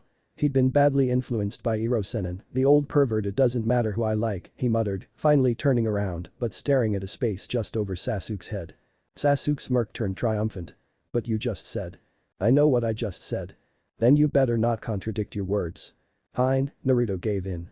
My first kiss was with my rival." The blonde looked squarely into the Uchiha's dark eyes, with a trace of a light blush still remaining. In response, without saying a word, Sasuke got up and leaped over to Naruto's branch. "What are you doing?" the blonde shouted, standing up quickly. Sasuke punctuated each syllable. "Let's just say it's an impulse." And he leaned in, closing the distance between him and Naruto, their lips meeting before Naruto had even a chance to reply. Sasuke's eyes were closed, missing the widening of Naruto's own, and then the closure of his suddenly sparkling blue orbs, a smile raising Naruto's lips. After a moment, the blonde gently pushed on the Uchiha's shoulders and their lips parted. Both their cheeks were slightly red. I never thought that you." Naruto was cut off when a pale finger shushed his lips. "Well now you know," said the raven-haired boy simply, removing his finger. Naruto smiled timidly. "I don't have experience much with love cause the villagers hated me and didn't exactly treat me very nicely." Sasuke leaned in again, except this time touching his forehead to gaze deeply into those cerulean eyes. "I'm here now. I'll protect you." He turned away and jumped down onto the ground, hands in his pockets, casually strolling towards the exit of the room. Wait for it, wait for it. "I don't need to be protected by you, team," Naruto yelled, running after his partner. Sasuke smiled, which Naruto missed due to the fact that the Uchiha's back was facing him. Always the dope, he thought amusedly. End of chapter. Chapter 4. And Taiho. The upcoming Saturday and Sunday was the second Hogsmeade weekend that year, with the first being uneventful. With no real guardians, Naruto and Sasuke had resorted to asking Rismerta, the owner of the 3 broomsticks where they had stayed for 3 weeks, to sign the required permission sheet needed to allow the students of Hogwarts to go to Hogsmeade. The trio along with the shinobis made their way past the Hog's Head to the 3 broomsticks to get some dandy food, according to Ron. They entered the pub where Rismerta immediately recognized the 5 of them. "Hello, everyone," the woman nodded at them. "Welcome back." The wizards and witch greeted her in response and sat down at a table 2 or 3 tables away from the entrance door. "Brilliant food," commented Ron. "It must be that new cook they have." After they finished their snack, the group departed with a thank you and a goodbye to the owner. "Come back soon." She smiled, balancing 3 trays. They decided to just walk around the town, glancing in the store windows, their feet crunching in the crisp snow. Half an hour passed and the students were enjoying themselves. But alas, this peace couldn't last forever. "Dementor attack!" screamed a passing woman, her arms flailing wildly. "Dementor attack!" She scurried frantically past them, warning the Hogsmeade inhabitants. "They're coming. Dementors. Run. Hide." Harry's eyes narrowed. All around, people started to panic, screaming and yelling, running in disoriented directions, their fear clouding their common sense. "Harry, we've got to go," whispered Hermione as they felt the oncoming freeze. "No, I've got to fight. I'm amongst the few who can." Determinedly, Harry took out his wand. "You guys go and find shelter. I'll catch up." "Wait." Naruto gripped his elbow as the boy who lived turned to hurry in the opposite direction as the mass of people. "We're coming with you," he growled. "But whether you like it or not," added Sasuke. "I don't want you to get hurt to get you involved. You shouldn't be one to talk. You're getting yourself involved and we'll always be right beside you." Naruto smiled reassuringly, his eyes glinting resolutely as the others nodded their agreement. Harry sighed. "Fine, let's go." With that, the group trekked through the dissipating frightened crowd towards the source of the coldness. The shinobi suppressed a shiver of depressing feelings. Not a minute later, the gang heard the rattling breaths of the Dementors Harry so hated. "Expecto Patronum," he shouted as one swooped towards him. A silvery stag burst forth out of his wand's tip, cantering forward in a charge. Expecto Patronum, Hermione said, her own wand raised. A wisp of silvery substance drifted out. Try again, Hermione, Naruto nodded encouragingly, his eyes still trained on the hooded forms. Expecto Patronum. This time, an otter swam gently to the Dementors. A German shepherd dog soon joined, jogging beside it. We should have learned this charm, Naruto muttered to Sasuke, who nodded soberly. The Dementors withdrew from the Patroness's light but still hovered near. Naruto cursed so only the Uchiha could hear. What can we do? Before Sasuke could reply, he spotted a few more people bravely approaching, their own respective Patroness hurtling towards the Dementors. Soon, Hermione's otter grew more translucent, its light dimming. I can't hold on, she gasped and collapsed onto her knees, her Patroness disappearing. Ron's German shepherd looked pretty much invisible now too. Naruto gritted his teeth and then kneeled down to look into the bushy-haired witch's face. You alright? She nodded numbly. I think so. Can you tell me how to do the Patroness charm? She furrowed her brows confusedly. Now. Hermione took a deep breath. Okay, you have to focus on your happiest memory and then say Expecto Patronum. And for the blonde didn't give her a chance to continue when he abruptly stood up, nodding at Sasuke, who nodded in response, having heard the instructions. Happiest memory, thought Naruto intensely. He focused on the image of Iruka-sensei patting him on his head long ago when he was a young genin, the Ichiraku Ramen staff laughing good-naturedly at his tall pile of empty bowls, Kakashi-sensei's eyes curved in a smile, congratulating Team 7 for successfully passing as genins, Team 7 training together, fighting together, passing the Chunin exam, then the Jounin exam, then finally becoming a real Anbu. And last but not least his first real kiss with Sasuke. Expecto Patronum, he murmured, a passionate homey feeling spreading through his body, his eyes sparking with the knowledge that his precious people truly cared for him. When Naruto snapped to reality, he realized a great fox had sprung from his wand, pretty transparent compared to the others, but holding the Dementors at bay nevertheless. A goat and an eagle had replaced Hermione's and Ron's disappeared patronesses. Sasuke seemed to have more difficulty. All he can produce were twirling silvery smoke, much to his frustration. After a couple more futile attempts, the raven-haired boy gave up for now and put a hand on Naruto's shoulder. The blonde turned round. What? Let's go and find if there's anyone still left outside that needs help. Naruto nodded. Ah. We'll be right back, he yelled over his shoulder as the pair of ninjas sped away from the Dementors. Ron frowned at their backs. Are they running away? Harry shook his head. No, they've got to have a good reason. Use the Patronus charm again, K. Ron and Hermione nodded. Expecto Patronum.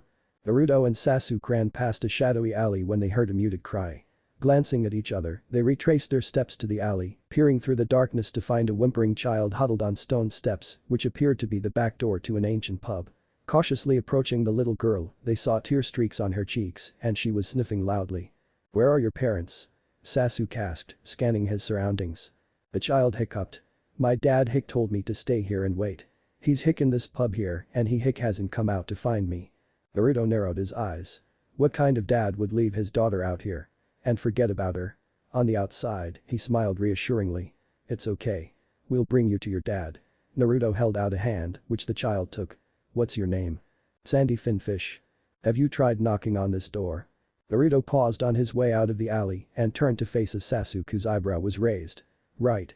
After banging on the door, then waiting several seconds, banging again, waiting a minute, banging again, waiting another minute, the door was finally opened by a scruffy middle-aged man with a barely shaved beard and a large potbelly. What'd you want? Resisting the urge to wrinkle his nose in distaste, Sasuke said, we need to talk with Mr. Finfish. Wait right here. The man shuffled back and hollered, Mr. Finfish. The lanky tall man made his unsteady way to them. What's up? He slurred. Naruto and Sasuke had to hold their breaths when he spoke. His breath stank heavily of drunken butterbeer. Naruto hated to give the girl back into the care of this man. There are Dementors outside so it's better for you to take care of your daughter, Sasuke replied stiffly. Alright, come on, Sandy, Papa's just gonna have a few more drinks, that's all. The bartender, on the other hand, the one with the potbelly, widened his puny eyes. Dementors, you say? Merlin's balls. And he quickly shut the door in their faces. Let's go, Usura and Kachi, Sasuke said before Naruto could rant on how stupid and cowardly those people were.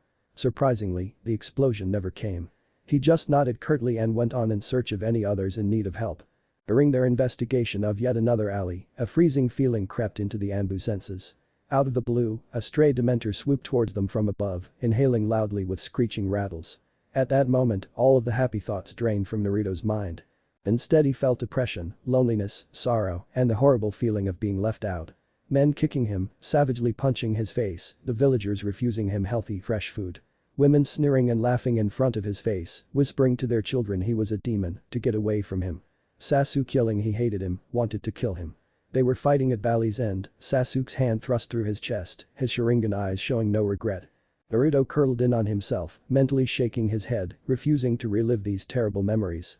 Sasuke underwent a fleeting image of seeing his family, his relatives, the Uchiha clan, lying dead, murdered, but then he saw a spike of yellow from the corner of his eye and looked concernedly over at Naruto, whose eyes were filled with pain and sadness, the gloomy memories fading from the Uchiha's mind. Naruto. Sasuke ran towards him and shook his shoulders. No, no, the blonde whispered unseeing, unhearing. The raven-haired boy whirled around to face the source of it all, the bloody Dementor. Expecto Patronum. The same results as before. A cough of silvery smoke. Ksu. Kaiten. Dikyaku no Jutsu. Performing the familiar hand seals swiftly, he didn't sense any presence nearby able to see them. Besides, it didn't matter. Naruto was in danger. A formidable tongue of fire burned right through the shadowy figure, the flames licking the walls of the alley, scorching the sky. Sasuke didn't know for sure if he had truly hit his mark or if it got away. The important thing was that it wasn't there anymore. Naruto collapsed onto his knees, breathing a little heavier than usual, his eyes scrunched closed. Sasuke kneeled beside him, putting a reassuring hand on his partner's back. Naruto, open your eyes. Gradually, the blonde heeded his request and opened them, revealing empty orbs.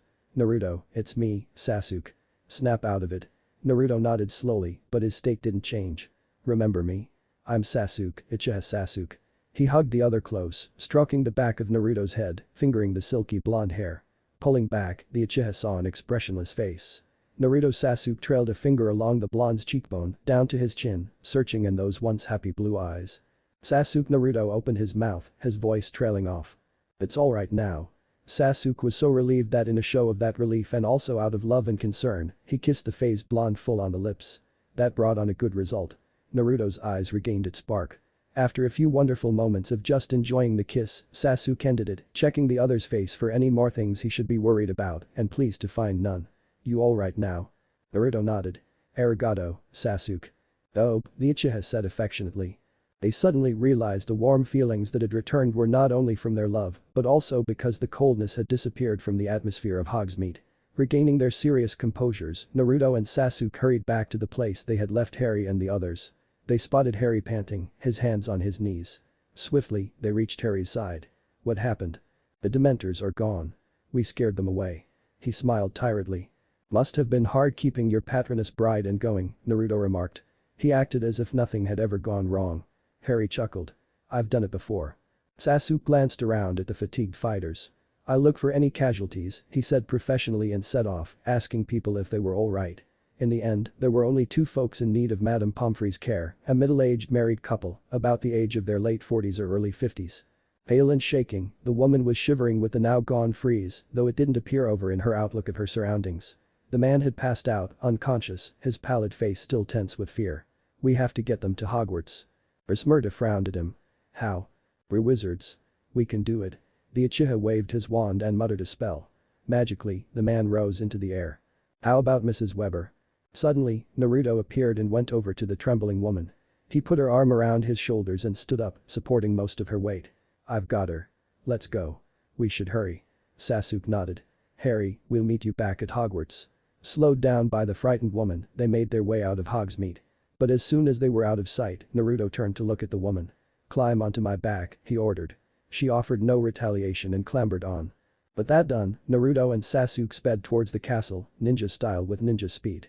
The instant they were in clear view of the school, they slowed to the normal running pace of the people in the wizarding world and jogged over to the big doors.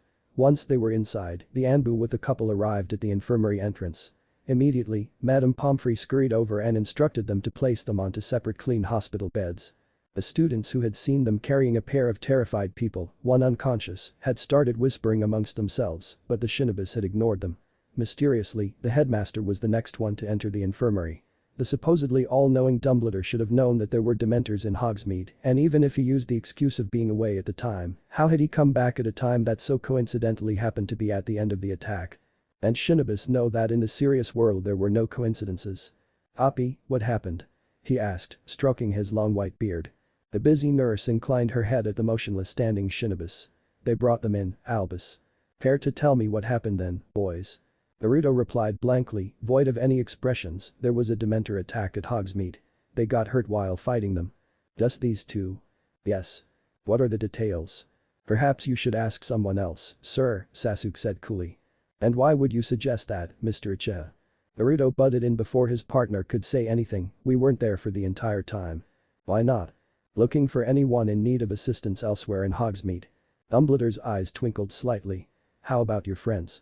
A fraud. Oh? So you ran away to help others? Is that what you'd call it if you helped others, Professor? No, I guess not. We'd better get going. Go ahead, boys. Naruto and Sasuke noticed that Dumbledore preferred being in charge, his last sentence as a piece of evidence. It was like he was the one who dismissed them, instead of them dismissing themselves. With a curt nod, the Anbu exited the infirmary without another word. Naruto and Sasuke met up with the Golden Trio on their way back to the Gryffindor common room. How are you? Fine, thanks, Harry replied. You sure? Yep. How about you? Naruto directed at Hermione and Ron. Better. You? Fine.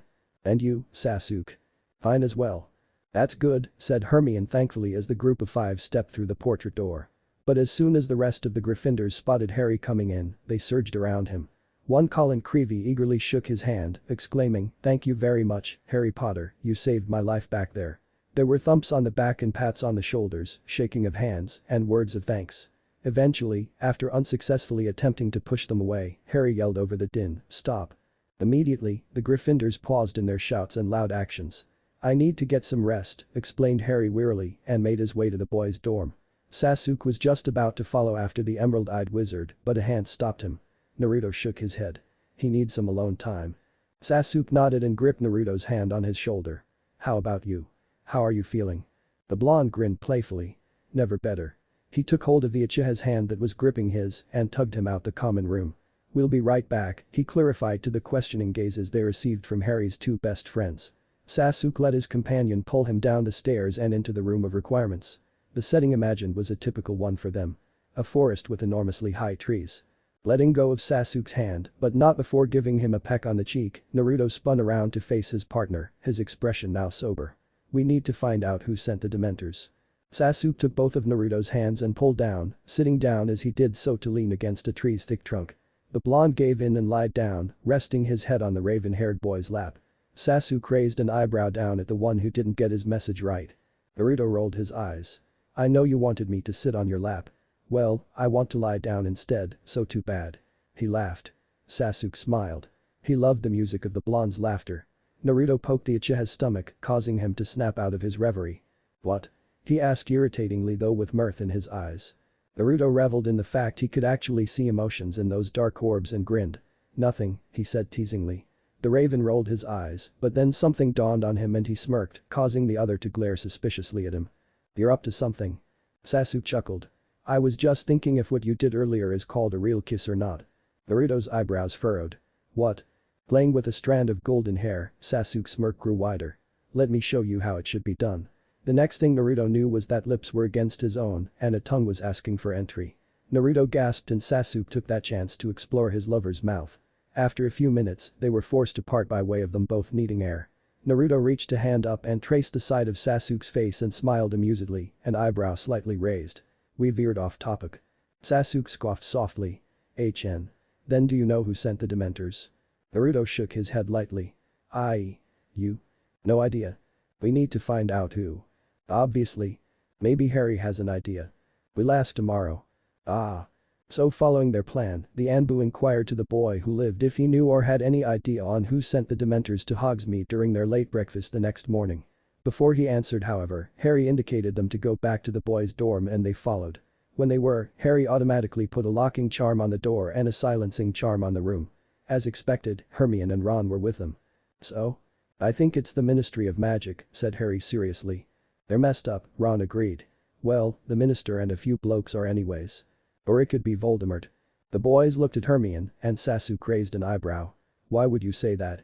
Well, Dementors were under the control of the ministry, but in our third year, about 3 years ago, Voldemort managed to get quite a number of Dementors to obey him. Maybe, that's a possibility too, Ron approved. Naruto glanced over at Harry who had remained silent throughout Hermione's explanation. What do you think, Harry?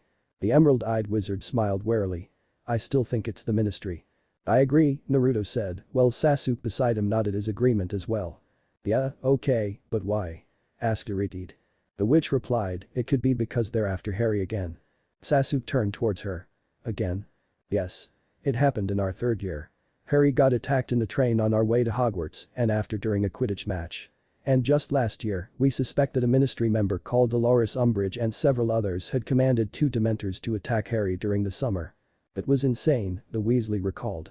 So the conclusion is the Ministry of Magic, Naruto declared.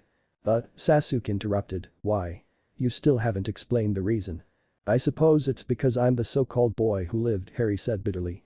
They bloody hate me because I said that Voldemort was back ever since first year, but they didn't believe me, not until they saw him with their own eyes at the end of last year. He came in person. Where? Naruto asked surprised. In the ministry itself. But Dumbledore saved us, chirped Ron. Harry didn't say anything. Suddenly, there was an uncomfortable silence. You'd better get rid of these charms, Naruto suggested. The others would be coming sooner or later. Seamus rushed up the stairs to the dorm, waving a paper in his hand.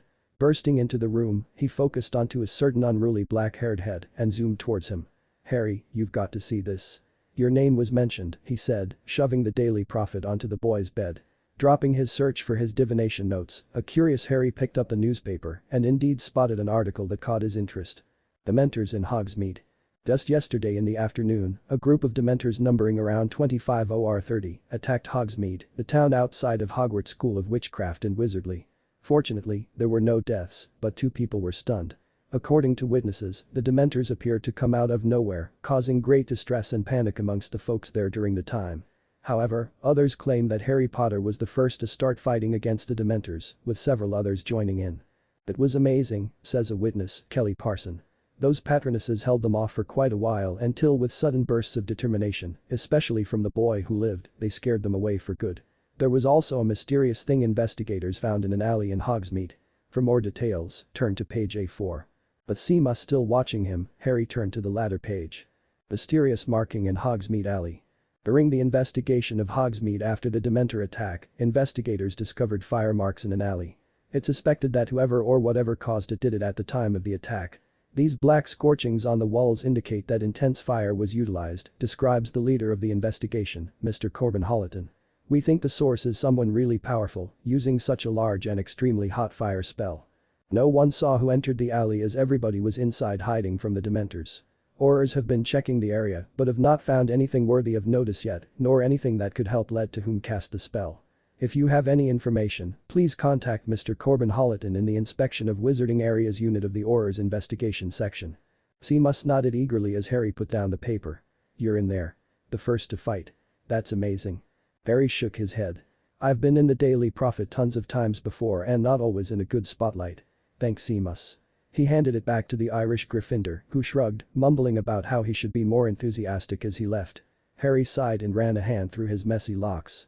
I wonder who did that fire spell, he thought absent-mindedly and strolled out the door, down to the common room, where he met Hermione working furiously on some ancient runes homework and Ron playing wizard chess with Dean Thomas, with Seamus now watching the game. Hey, guys, Harry greeted, sitting down beside Hermione on the couch. The witch glanced up and nodded her acknowledgement. Seamus showed you the Daily Prophet. It wasn't a question. Yeah. Then you should be wondering who made those scorches on the walls. Yeah, Harry had sort of expected the girl to talk about the Dementor attack instead. I presume you've been wondering too. Hermione nodded, returning to her homework. But we can't really find out, can we? Though it's a really powerful spell, many people can probably do it. But I've got this gut feeling it can't be just anyone. Of course. Where are Naruto and Sasuke? Off to one of their meetings, I assume. I'll go look for them. Harry stood up and bade to be right back at his friends before leaving the common room. He'd always been curious on what the transfers did during their meetings. With his potions research done and not really in the mood for divination anymore, Harry thought what could be a more perfect time than this to find out where the Japanese pair were during their meetings or discussions or whatever they were. But what Harry didn't count on was encountering none other than Draco Malfoy in his search for them. Malfoy. Potter. Have you read today's Daily Prophet? Harry asked, breaking the silence. Yes, in fact I have. Got a problem with your name in there, huh Potter? Not really, no. I was just wondering if perhaps you knew who did that fire spell in the alley. No, I don't know, and frankly I don't care either. Why are you so intent on who did it? I was just wondering. A waste of time, really. To you, maybe. To me, I don't think so. Draco raised an aristocratic eyebrow. You are most peculiar, Potter. Thanks, I take that as a compliment. Draco smirked. What if I intended it to be? What? You heard what I said, the blonde drawled. Harry had indeed heard what the other said, you didn't get it. Never mind, Malfoy. I'll be on my way then, Potter, he sneered, brushing past a bewildered Harry, breathing the last name into his ear and containing a smirk when he felt Harry stiffen from the closeness, but most of all at the almost inaudible acceleration of the boy who lived's heart. End of chapter. Chapter 5. And Taiho. Harry grumbled his way down the corridor. That Malfoy, he thought grumpily. Merlin knows why he did that. Flashback in Harry's POV. Draco raised an aristocratic eyebrow. You are most peculiar, Potter. Thanks, I take that as a compliment. Draco smirked. What if I intended it to be? What? You heard what I said, the blonde drawled. Harry had indeed heard what the other said, you didn't get it. Never mind, Malfoy. I'll be on my way then, Potter, he sneered, brushing past a bewildered Harry, breathing the last name into his ear. Harry stiffened from the closeness, hoping that Draco couldn't hear the acceleration of his heart. Then flashback. Why in Merlin's name? Hands in his pockets, Harry trudged past a long window, showing that outside light was beginning to dim slowly, even though it was only 4:30 p.m. Darkness usually came earlier in winter. But it was Harry stopped. He didn't want to think that way, at least not right now, not yet. What am I thinking? He thought, kicking himself mentally for the strange thoughts. As he passed yet another window, he saw a blonde head and a dark head in his peripheral vision.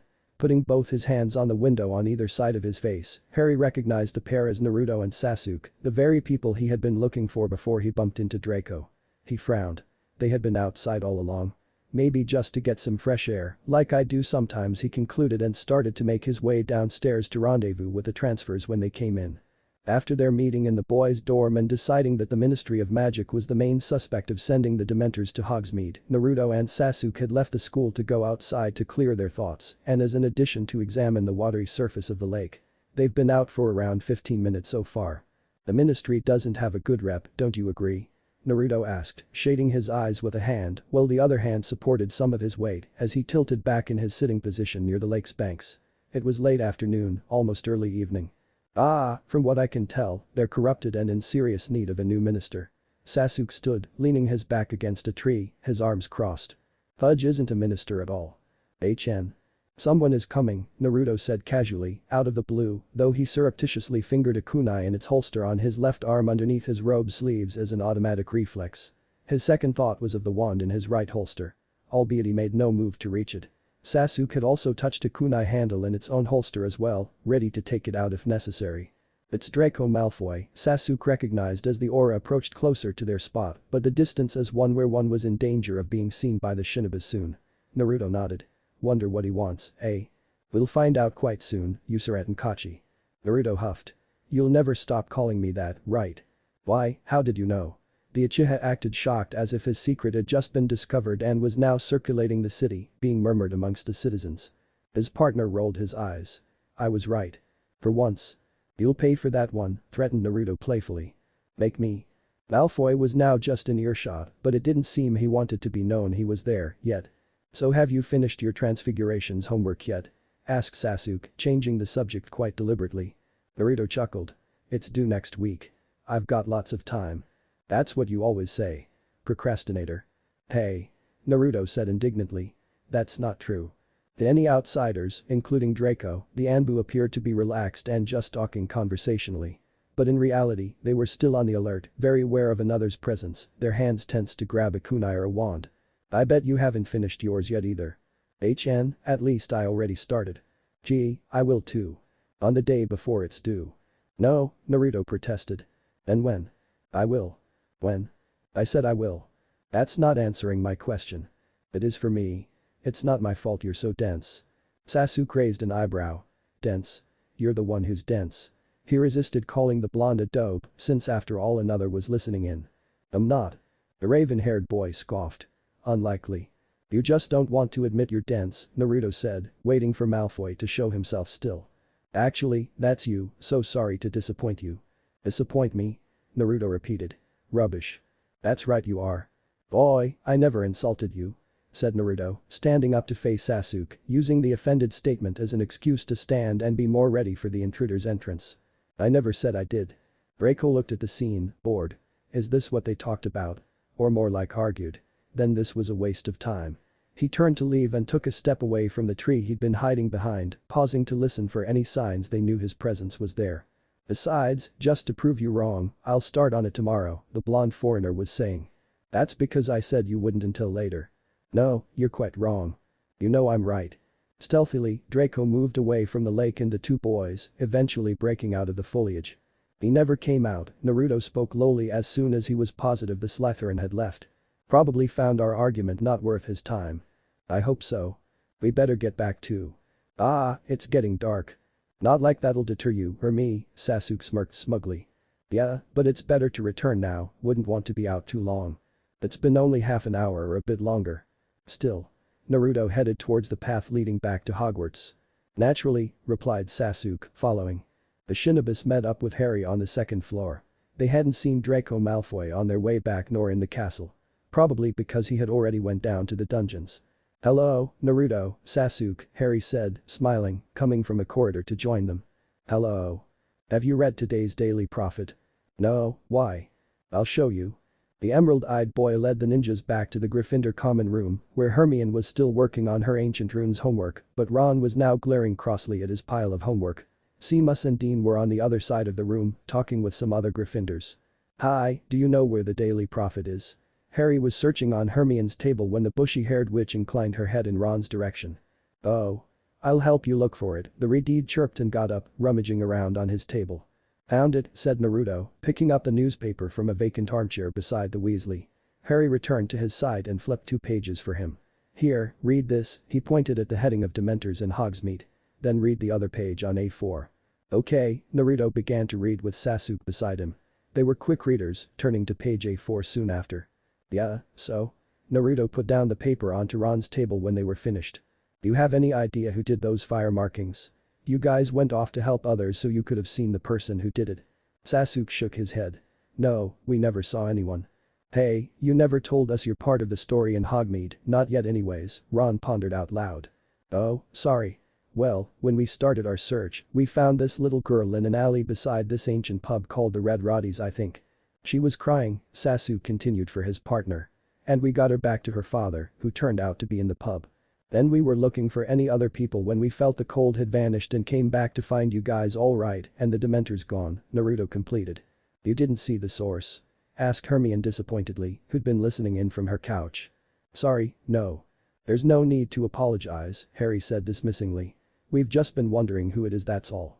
It sounds like you've been the curious type ever since your first year, noted Naruto. Harry grinned lopsidedly. Trouble likes coming to me. The next day, the room of requirements held Naruto and Sasuke planning to take action to spy on one Draco Malfoy. If he'd done that to them, then they in turn were going to do it right back at him. Besides, he was involved with Voldemort, judging from that meeting a while back between Harry and Malfoy, where Draco had said to watch the transfers for they were suspicious. And it was also that time when Naruto and Sasuke discovered the whole secret of who Harry liked and who Malfoy liked, which happened to be each other, though the wizards didn't know the other's feelings yet. The day after was when Naruto's and Sasuke's plan would begin. Little did the Shinobis know that what they were about to do today had already been done by their charge and his friend some years ago. It was Tuesday, and Gryffindor and Slytherin had defense against the dark arts together as the last class of the day. After a lesson of learning how to watch out for more than 2 opponents during a duel, Harry called out to his friends to go on ahead without him. He had a question to ask first. Conveniently, Malfoy told his bodyguards to make sure to save him a spot in the Great Hall during supper that would not let the infatuated Pansy Parkinson be able to sit beside the Slytherin prince. He would be there in a minute. As Crabbe and Goyle ambled a ways behind Hermione, Ron, and the Anbu, Naruto and Sasuke excused themselves. They'd forgotten something back in Gryffindor Tower. Hurry up. You don't want to be late for supper, reminded Ron, imagining the heaps of food piled deliciously onto his plate. The Shinobis walked back, purposefully diverging to allow the pair of large boys to be in between them. Follow me now, Naruto hissed into Crabbe's ear, while Sasuke ordered exactly the same thing on the opposite side to Goyle. The Slytherin's eyes widened and they looked uncertainly at each other, then at the hard-eyed Japanese teens waiting for them now out of the way of the students leaving the dotted classroom. The blonde one mouthed, Malfoy sent us. Goyle frowned. Malfoy. He nodded and headed their way, Crabbe right beside him. "It's right here," the raven-haired boy spoke, leading the way. "What is?" Crabbe asked. "You're supposed to know what it is," replied Naruto matter-of-factly. "What? We don't know." Goyle furrowed his brows. They soon reached a very familiar corridor for the Shinobis and stopped at a specific spot as planned. "Do you know who we are?" the blonde questioned. "You're the transfers," Goyle replied. "Don't you know our names?" "We never bothered." "What are we supposed to get?" asked the other bodyguard. Then, before they could blink, they were out. Naruto and Sasuke had, with impossible speed in the wizarding world, knocked the Slytherins out by pressing a certain pressure point on their shoulder near the neck. A single door suddenly appeared beside the group and the Shinobis hauled Malfoy's bodyguard-like friends inside a closet that was the ever-useful room of requirements. The Anbu dumped their victims unceremoniously onto the floor. There was a single bulb dimly lighting the closet. While inside, Naruto muttered, "Kage Bunshin no Jutsu." Two Narutos poofed into existence beside him. One of them transformed into Sasuke. Henge. Then the clones promptly left for supper. The real Naruto henged into Crabbe and the real Sasuke into Goyle, adjusting their voices as they'd heard them only moments before. Leaving the unconscious Crabbe and Goyle in the closet for what they'd estimated to be around an hour and a half or so, the transformed Anbu ambled down the stairs to the Great Hall, where they spotted two familiar faces at the Slytherin table. Blaise Zambini and Pansy Parkinson. As they headed towards Malfoy's group of friends, they glanced around the room. Their clones of Naruto and Sasuke were perfectly in tune with the Gryffindors, acting normally as expected of Bunshins. "Where's Drake?" Pansy whined as usual to the two thugs. "In the Dada classroom," Crabbe Naruto said as he and Goyle sat down across from Blaise and Pansy, deliberately leaving a spot in between them for Draco, as requested or ordered. "What's he doing?" asked Blaise, forking a sliced potato piece into his mouth. "Dunno," Crabbe shrugged. "Here he comes now," Goyle Sasuke announced in a bumpy, deep voice. "Hey Drakey. Would you stay in Dada?" Malfoy restrained a wince. "Don't call me that. How many times have I told you?" It was meant to be a rhetorical question, but it was answered needlessly anyways. "But it's my nickname for you." "I don't need one from you," the blonde stated, seating himself between his bodyguards, grateful inside that at least this dinner wouldn't have the Parkinson girl clutching his arm. "So what did you do staying behind?" Crabbe asked casually. "Nothing much. I just had one or two questions to ask." "The Professor Lupin?" "Of course, who else?" "I dunno, but Potter stayed behind too." "So? He probably had a few questions as well." "Oh." An hour later, Malfoy stood up, his meal finished. "Come on, Vincent, Gregory."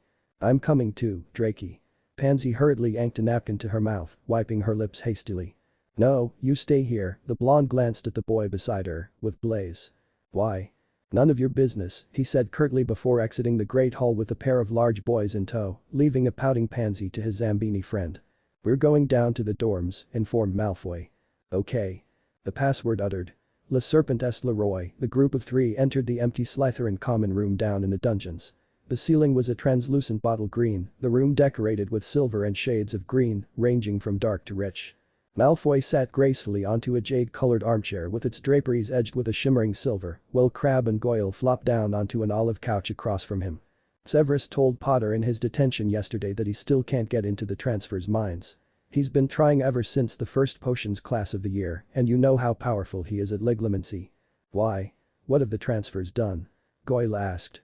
"Nothing yet, but there's something about them that isn't right." "Have you investigated them yourself yet?" "Yes, in fact it was only yesterday. I eavesdropped on their conversation by the lake, but I didn't acquire any information. They were just arguing amongst themselves." "They didn't know you were there?" "Of course not." "Naturally. You're more talkative tonight, you two," Malfoy noted, flicking a stray strand of hair from his eyes. "Nervous or something?" "About what?" "That's what I would like to know." "Well, actually," Crabbe paused, fidgeting under their young master's gaze. "Riddle." "How'd you come by that name?" the blonde interrupted sharply. "We overheard the transfers." "When was this?" 2 days ago, on Monday." Malfoy waited, obviously waiting for Crabbe to continue. "They said something along the lines of Riddle being misunderstood by Dumbledore." Malfoy was silent, pensive. "Maybe the transfers know." "Who's Riddle?" Goyle asked, interrupting Draco's thoughts. "The Dark Lord, Voldemort." "Why the name Riddle then?" "You've been asking questions a lot more too." "Sorry, but why that name?" "Tom Riddle, his real name. If you want to know more, ask him yourself." Before either of the Shinobis could answer, there was a commotion at the entrance. Malfoy raised an eyebrow, while Naruto and Sasuke hit a string of curses at their bad luck. They were just getting somewhere. Pansy stormed in, tidying her hair when she saw Draco seated elegantly in the common room, his irritation of being interrupted shown only through the raise of his eyebrow. Blaze entered soon after, looking apologetic and exasperatedly annoyed. He gave an expression to Draco, indicating he had tried his best to stall the fanatic girl, who at the moment was stalking towards the blonde, huffing grouchily under her breath. "Drakey, don't leave just like that." Malfoy shook his arm out of her grip. "Pansy, weren't you not finished your meal yet?" "Yes, I was, but then you just left." "I had my reasons." "I told you, I want to be with you." "I don't." "But." "Pansy, can't you tell you've been rejected?" The said girl whirled around, narrowing her eyes at whoever had spoken up with such audacity. "Who said that?" she snapped. "I did," said Goyle. "Well, for your information, Gregory, it's none of your business. Drakey is shy, that's all. I'm trying my best to get through to him. He just can't admit he likes me yet." "It's because he doesn't." "No." She shrieked. "It's because he's shy. But I'll get him. He'll be mine and he is. So don't you butt your big ass into our business." Goyle didn't even flinch. Instead, he stood, his large build towering over Pansy. "Look, he isn't yours and never will. Draco Malfoy isn't anybody's. He belongs to himself. He has the right to choose who he wants to be with, so you keep your ugly ass out of his way and don't go clambering after him like some drooling leech." Pansy sputtered, her face wild with fury, too angry to speak properly. Grigory should have he ugh. She drew her wand, regaining her communication skills. "You better watch your mouth, Goyle," she spat vehemently. "Riches Empra." Goyle dodged out of the way of the hex, and as he was pulling out his own wand, he paused when he saw Malfoy step towards the infuriated girl. "Pansy, stop this immediately," he ordered, ignoring the withdrawal of Crabbe's wand to most certainly defend Goyle. Parkinson turned towards Draco, her eyes livid, but then she realized who was speaking to her, and the redness of fury lightened on her face. "Sorry, Drakey, but they insulted us." It could have been the truth. Narrowing her eyes, she said carefully, "What are you talking about?" "Obliviate." Draco had taken his wand out in a flash, aiming it at her. The victim's eyes grew glazed and she swayed on the spot. Tucking his wand back into his robes, Malfoy turned to face his bodyguards and Blaze. "She won't remember the past 15 minutes. Soberly, Crabbe and Goyle nodded, putting away their wands. "You two are more outspoken as well tonight," Malfoy drawled, gesturing at Blaze to bring the dazed Parkinson back to the Great Hall. "She'll come to halfway there," he added. Crabbe and Goyle kept silent as Malfoy sat back in his armchair. Recognizing the air of dismissal, the bodyguards left, heading towards the room of requirements. It had been an hour and 20 minutes. They obliviated the Slytherins, and then slapping the thugs awake, the now transformed back Naruto and Sasuke hid amongst the shadows behind the same suits of armor they'd used as a hiding place when spying on Harry and Draco as the real Crabbe and Goyle slowly, groggily came to in the corridor, with no signs of a room behind the wall beside the Slytherins. "What in Merlin's beard happened?" Crabbe asked blearily, staggering to his feet. Goyle shrugged, offering a hand to his friend, and both stumbled in the way Naruto and Sasuke had come. End of chapter. Chapter 6. And Taiho. Back in Gryffindor Tower, Harry sighed and sat back, stretching his arms. He'd just finished 2 essays, each about 2 different potions ingredients. "You're already finished, mate." Merlin's beard. "I'm still on my first one." Ron was impressed. "What had made you step up, huh, Harry?" "He's just learned to not waste time, and that schoolwork is very important," Hermione tutted. "While you, on the other hand." Redeed rolled his eyes. "Yeah, but it's so boring. Only an immature child would think that. I'm a special case." The bushy-haired witch scoffed. "Police, Ron, you need to learn more discipline." "But." Hermione shook her head. "See, you're wasting time now." Pouting but somehow keeping his mouth shut, the Weasley continued his research essay, grudgingly turning the pages of his potions textbook, looking for that bloody ingredient. Naruto snapped up his head from reading a Transfiguration chapter they were assigned to read by tomorrow. "Merlin. I forgot." "What?" Ron asked, immediately taking the chance of diverting his attention away from his homework. "The letter." "Oh, yeah, let's go," said Sasuke, putting down his quill and then standing up.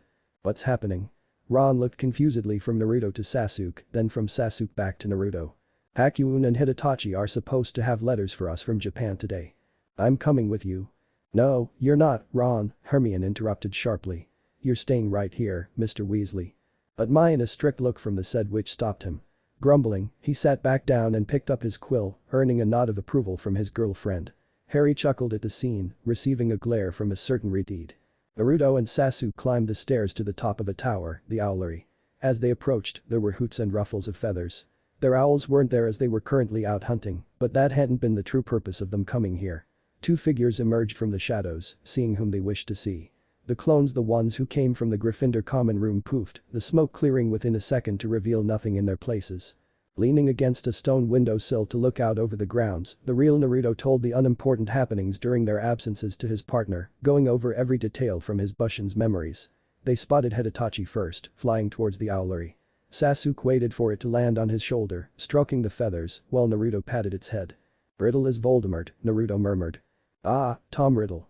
At that moment, Hakuun flew in, the barn owl's white face feathers still as clean as ever. "You've been cleaning her."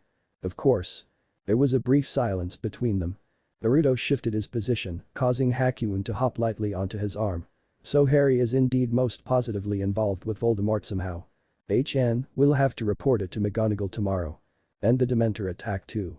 It doesn't seem that it happened only the day before yesterday." "Yeah, you're right. We should have reported it as soon as it happened. Come to think of it, we've never given her a real full report yet this year." That's funny. "I'm laughing, dope, really hard," Sasuke stated flatly. Naruto punched his partner lightly and rolled his eyes. "I know, I can tell." The Uchiha raised an eyebrow and smirked. Suddenly, Hidetachi nipped its owner's ear and hooted once before fluttering over to a perch not too far off. It's time for us to leave," Naruto said, watching his own owl fly over to settle next to the grey owl. Naruto and Sasuke entered the Gryffindor common room, sitting down at the seats they in reality, the clones had been using before they left. "So where's the letter?" Harry asked nonchalantly, picking up a book he'd recently borrowed about a new topic he was learning. "Wandless magic." "It hasn't arrived yet," Naruto replied. One of the morning classes was Transfiguration, where the Shinobi scheduled a meeting for their report with their client, McGonagall. The date passed. Herbology, divination, charms, and history of magic were typical lessons until the fateful time for none other than a certain subject as the last class. Patience with the Slytherins. Naruto and Sasuke sat in their usual spots away from Malfoy and his friends, secretly eyeing them. As expected, none of them gave any sign at all that revealed what happened last night. Pansy had certainly been successfully obliviated. As usual, Snape strolled into the room, waving his wand with short flicks at the shutters, slamming them closed, his dark robes grandly billowing out behind him. The potions master turned sharply to face the quiet students at the front of the classroom. "Hand in your essays on my desk," he commanded with that Snape-ish voice. Some students scrambled to the desk, others calmly walked towards it, and still others frantically rummaged around their bags or checking in their textbooks for any loose parchment paper that contained their essays that they might have tucked amongst the pages. Naruto and Sasuke approached the desk, holding their own small pile of parchment, their senses alert. What Malfoy said was true. Though they showed no sign of their minds' barriers being touched like always, they felt probes at their minds, but their defenses couldn't be penetrated. The Anbu hadn't really paid attention to these touches before, as they were so light compared to what they were used to from their world that they had thought it wasn't of importance.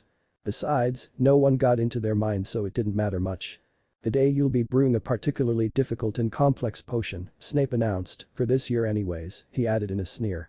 "I expect no one to spoil these perfectly good ingredients by making their concoction explode, in Mr. Longbottom's case, or execute the steps incorrectly, particularly Mr. Potter and Mr. Weasley, especially since I'm giving you the instructions that you will follow exactly." There were snickers from the Slytherin side of the room when their professor embarrassingly mentioned 3 Gryffindors. Under his desk, Ron clenched his fists in anger. Neville whimpered quietly, while Harry looked resolutely back at the insulting potions master. "And let's hope that Mr. Uzumaki and Mr. Uchiha will try to be more careful." More snickers. Naruto recalled the number of classes his and/or Sasuke's cauldrons contained a sickly mess of goop because of their lack of understanding of the subject. Once or twice, Naruto's potion had ended in a poof of smoke rising and swirling into the air. Haha, those were good times. But ever since the Shinobi started reading potions books to understand the concept, the steps and the ingredients, they got better and better till only rarely did their potion finish in a disaster. The students carefully took the proper ingredients set out on a table in the front left of the classroom and brought them back to their seats.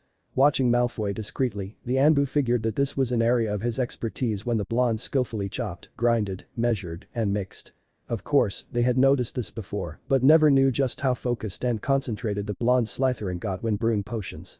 Perhaps it was because of the fact his attention was partially riveted on Draco, or maybe it was because he wasn't really reading the instructions extremely carefully, or possibly it was because of the sudden explosion of a strong shove on his mind's defenses from the only adult in the room. Naruto messed up big time. The mixture in his cauldron was not a pure sapphire color, edged with a dark ruby red as it was supposed to be.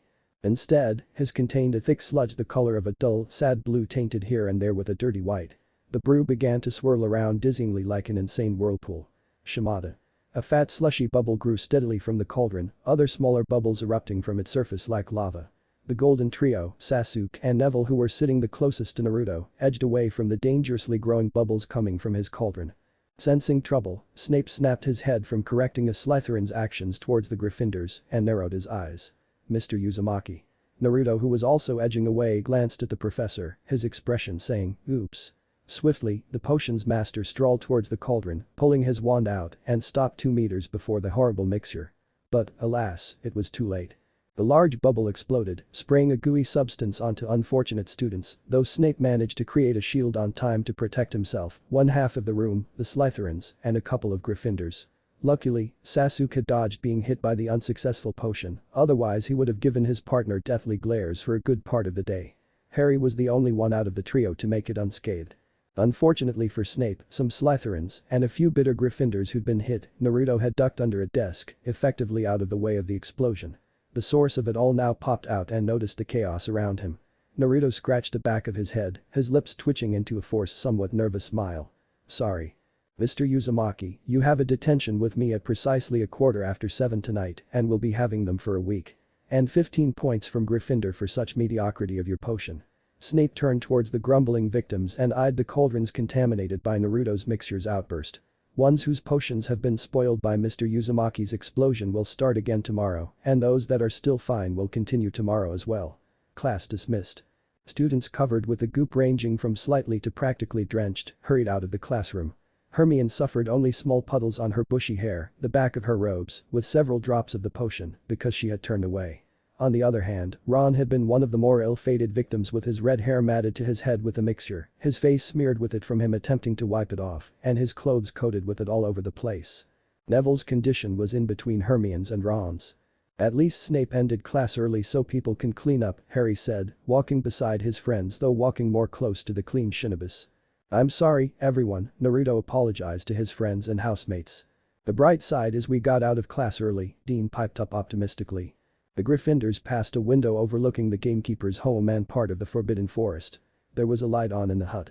As small and dim as it was, Sasuke noticed it and subtly pointed it out to his partner, murmuring his plan. Excusing himself, Sasuke slipped away. When the Gryffindors reached their tower, practically everyone scurried up to the showers to wash off the potion, Ron, Hermione, Neville, Seamus, and Dean included. Naruto invented a reason to get away. He had an appointment with McGonagall to discuss how I, an international student, am faring here at Hogwarts. It was the truth, half of it anyways. Naruto ventured out towards the Transfiguration classroom on the 2nd floor. He knocked 3 times on the door and a voice bid him enter, which he did so, closing the door behind him. "Professor McGonagall," the blonde greeted. The strict-looking woman nodded her acknowledgement and glanced over his shoulder. "Where's Mr. Che?" "Investigating Hagrid." "Hagrid? He's been out these past months due to errands sent by Albus." "Well, now he's back and as he's been doing missions for Dumbledore, he could be a potential threat." "Oh my," Minerva shook her head disbelievingly. "You don't know Hagrid. He's a kind fellow, very loyal." "The Dumbledore?"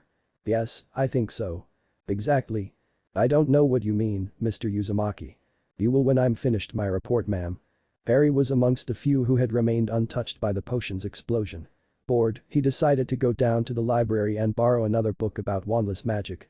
He'd finished the first book he'd read about the matter and wanted to learn more.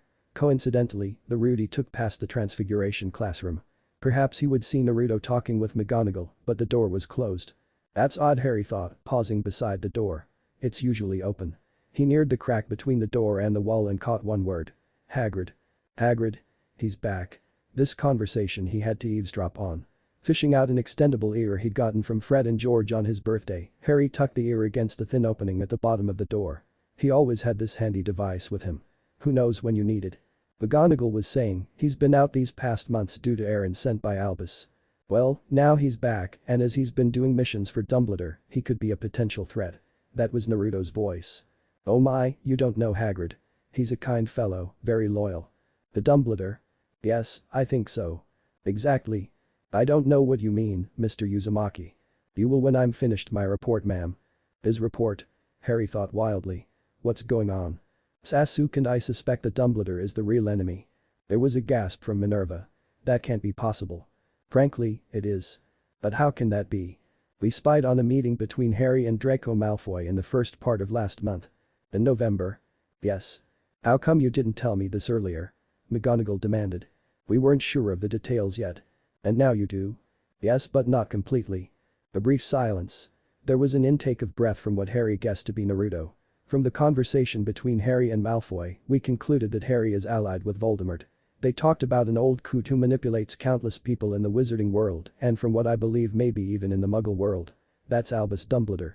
Harry trusted him for 5 years, but it seems that this year, somehow during the summer before school started, he was enlightened and discovered the truth of himself being Dumbledore's puppet. Severus Snape is a double agent.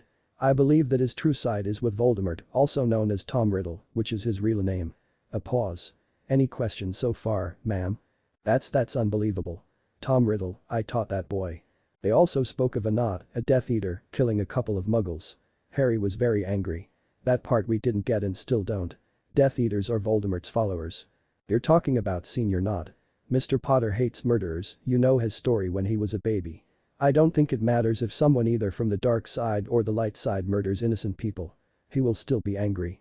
Yes, of course. Anyways, Draco Malfoy suspects us, finds us suspicious. But trust me, he doesn't know anything. McGonagall nodded. Also, Dumbledore finds us interesting, Naruto continued. He interrogated us in early September, asked us how we found out we were wizards and all in Japan. Let's just say we gave him the cold shoulder. Why? He was trying to use legilimency on us, ma'am.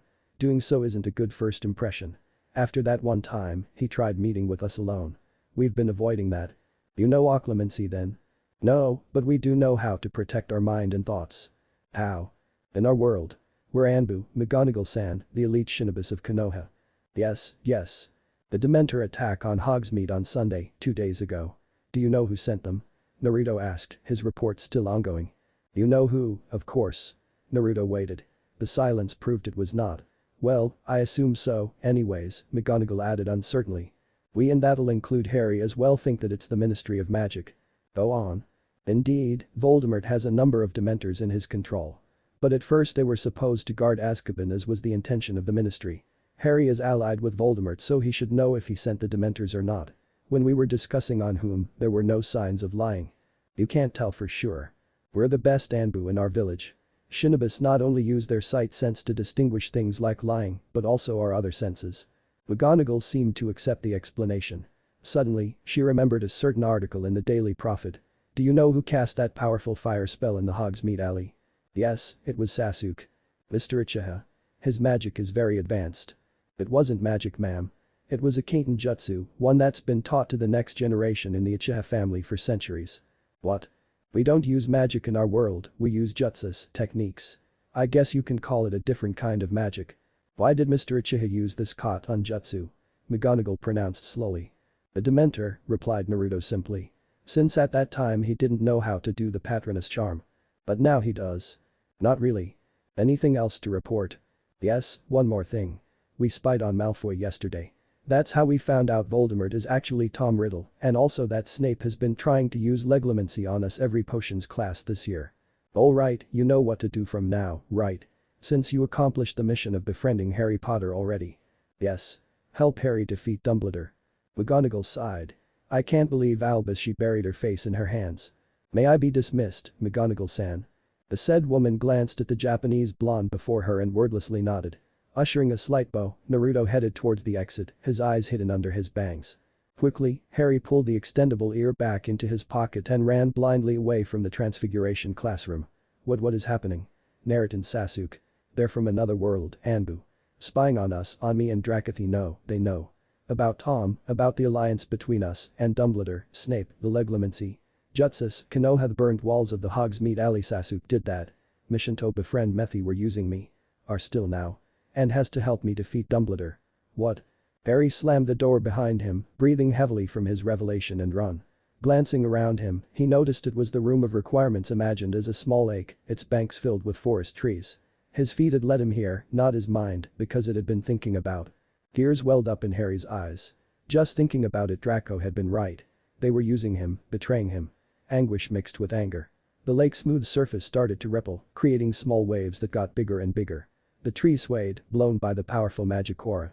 Leaves came fluttering down, hundreds of them, quite a number of them burning into ashes before they hit the ground. Suddenly appearing, empty glass containers exploded one by one, sending sharp glass shards outward viciously. Naruto leapt through the corridor, a worried expression on his face. He had known Harry was there, purposefully not letting McGonagall know. He had enough. It was wrong, so wrong, becoming best friends with Harry because of a mission without him knowing anything. Naruto wanted his charge to know but couldn't. The echo of Tsunade's voice echoed in his head. Standard mission rules apply. He recited the memorized rules silently. Never mention what the mission is and why it is assigned to or around others, except with the Hokage and your partners in the mission, unless you have the client's permission and/or you are discussing with the client. Never reveal the fact it is a mission to your charge or any others if you are to guard, protect, spy on, escort, and/or do what your missions is to your protege, let it be person, place, animal, creature, and/or thing, without the client's permission. If anything goes wrong during the mission, you are to try to the best of your ability to accomplish the mission successfully. You are never to reveal Konohagakure's secrets and confidential information during your mission unless permission is granted by the Hokage or you deem the revelation is absolutely necessary. Naruto nor Sasuke could tell Harry it was a mission, according to Rule 2, and Rule 1 prevented them from talking of it when the Golden Trio, Sasuke, and him was alone. But this time, during the report, it didn't really break any rules at all. He'd been discussing with the client so he could talk freely, and it wasn't his fault that Harry just had to come by at that time. Following Harry's scent, Naruto confirmed Harry's feelings. He was bewildered, confused, angry, hurt, and certainly felt betrayed. A twinge of guilt reverberated inside him. He had to get to Harry, explain things. The trail directed Naruto to the room of requirements. Harry was in there. But how to get in? Naruto paced in front of the entrance, anticipating a door materializing in front of him that will lead to where Harry was. Nothing appeared. Ksu, Naruto cursed. He squinted at the wall, trying to discern a door, a room, beyond. Nothing. He felt like both kicking the wall in frustration and pleading for it to let him in. Why won't you open? Naruto screamed in his mind. End of chapter. Chapter 7. And Taiho. Naruto reigned in the Kyuubi's chakra, willing his eyes to not change into a dark red, his whiskers not to thicken.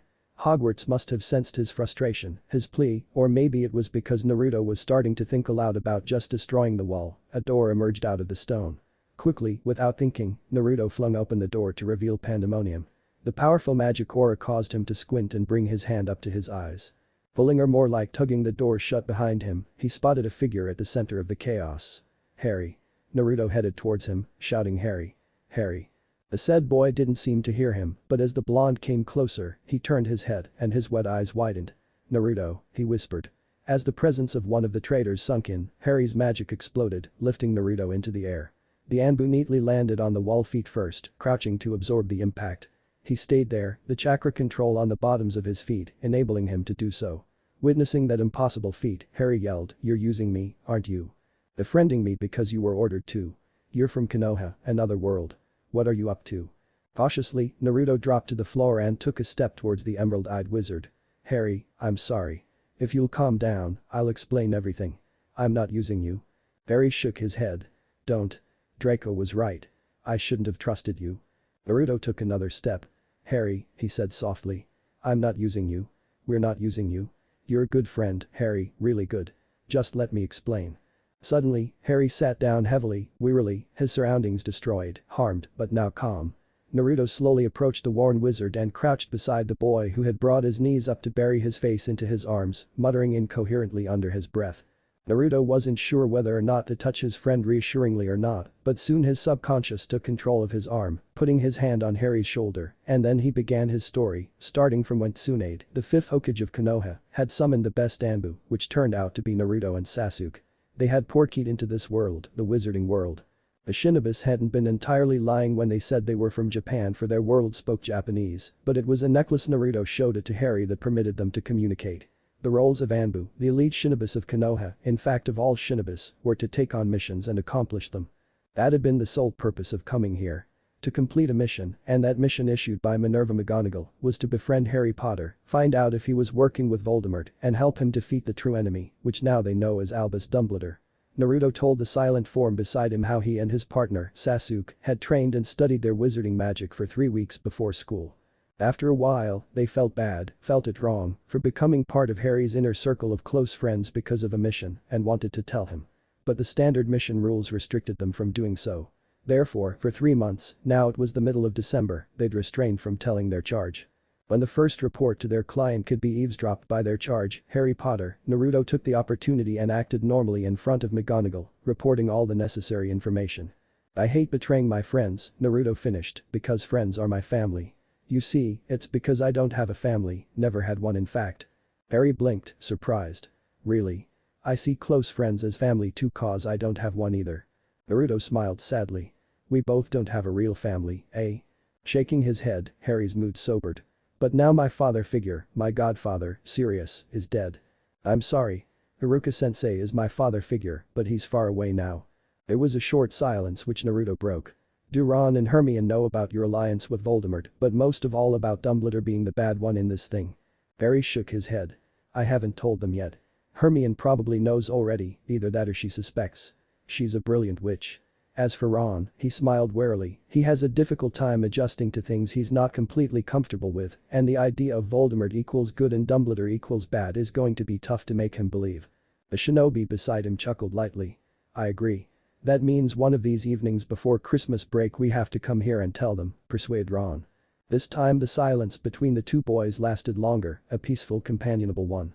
After a while, Naruto stood, "We should get going. I have a detention with Snape after supper and I still need to do homework." Harry nodded. Harry and Naruto walked through the hallways in a silence that had the aura of understanding and friendship, now even more so, though Harry was still a little numb from the astounding revelation. As they passed a large window, Naruto saw a tiny light from Hagrid's hut and wondered if Sasuke had gotten any new information yet.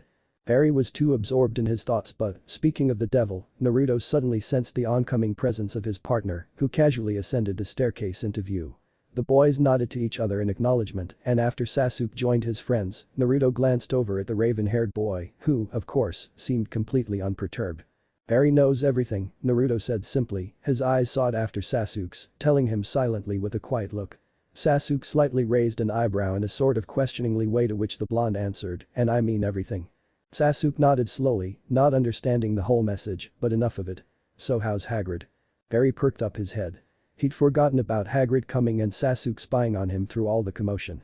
Looking at his charge from the corner of his eye, Sasuke replied, "I looked in on his windows at first, but then his dog gave me away by barking loudly and clawing at the door. So I decided to show myself when Hagrid opened the door and we had a little chat. He seems like a good person, loyal to both Dumbledore and Harry. If we want him on our side, it'd be best to reveal to him how Dumbledore is a villain and a manipulator." Naruto nodded. "Same here for Ron and Hermione." "So they don't know," Sasuke thought as he joined his friends on their walk back to Gryffindor Tower.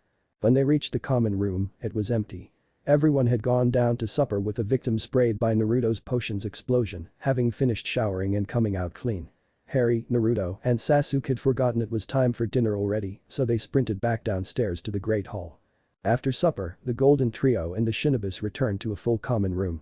The dorms upstairs were void of people. Naruto had gone to Snape's dungeon for his detention. They decided that tomorrow's detention, Harry and Sasuke will go with him to explain about the Anbu knowing their secret and that they are on their side. Seeing Ron busy playing wizard chess with Dean and Hermione studying as usual, Sasuke called Harry to go upstairs to the boys' dorm with him. He needed help finding something he'd lost. Sensing it wasn't so, Harry followed curiously, putting a locking charm on the closed door and a silencing charm on the room. "Tell me exactly what happened," Sasuke commanded, leaning against a wooden post of his bed. Harry knew that Sasuke was concerned and told him how he'd listened on the conversation, or more like report, between McGonagall and Naruto. He had panicked, ran to the room of requirements where his feelings took control of his magic, causing destruction around him. Naruto had come, calmed him down, and told him his story, an explanation.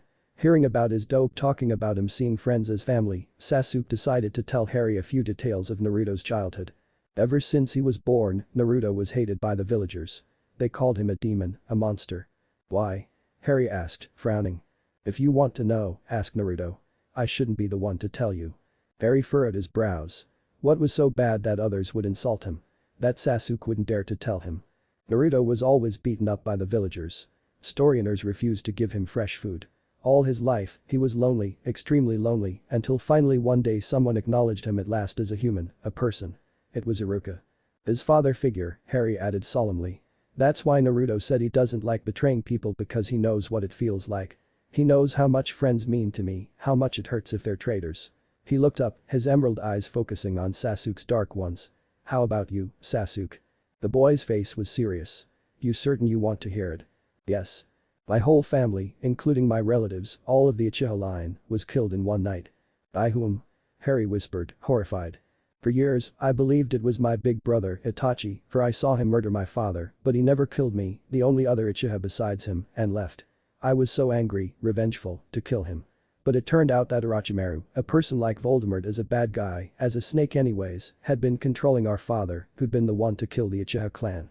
Itachi had just come back from an Anbu mission, and when he went home and found all those dead bodies strewn around, he realized it was our father when he witnessed him murder our mother and that he couldn't be stopped, couldn't be freed, so Itachi had no choice but to kill him. At that moment, I stepped in and saw him kill our father. Itachi had been covered in blood, but most of the blood had come from his Anbu mission. I mistook it all for my fallen father. The third Hokage covered up our father being controlled by Orochimaru and he killing the Uchiha clan by saying Itachi did it so that he can spy on a more powerful enemy than Orochimaru. Who? What? That's classified information, Sasuke deadpanned. When Naruto returned and they were alone, Harry asked why the villagers hated him so, after explaining that Sasuke had told him in private. Naruto turned serious yet sad eyes to him and said without emotion, it's not something I would like to talk about. And from then on, Harry never mentioned the topic again.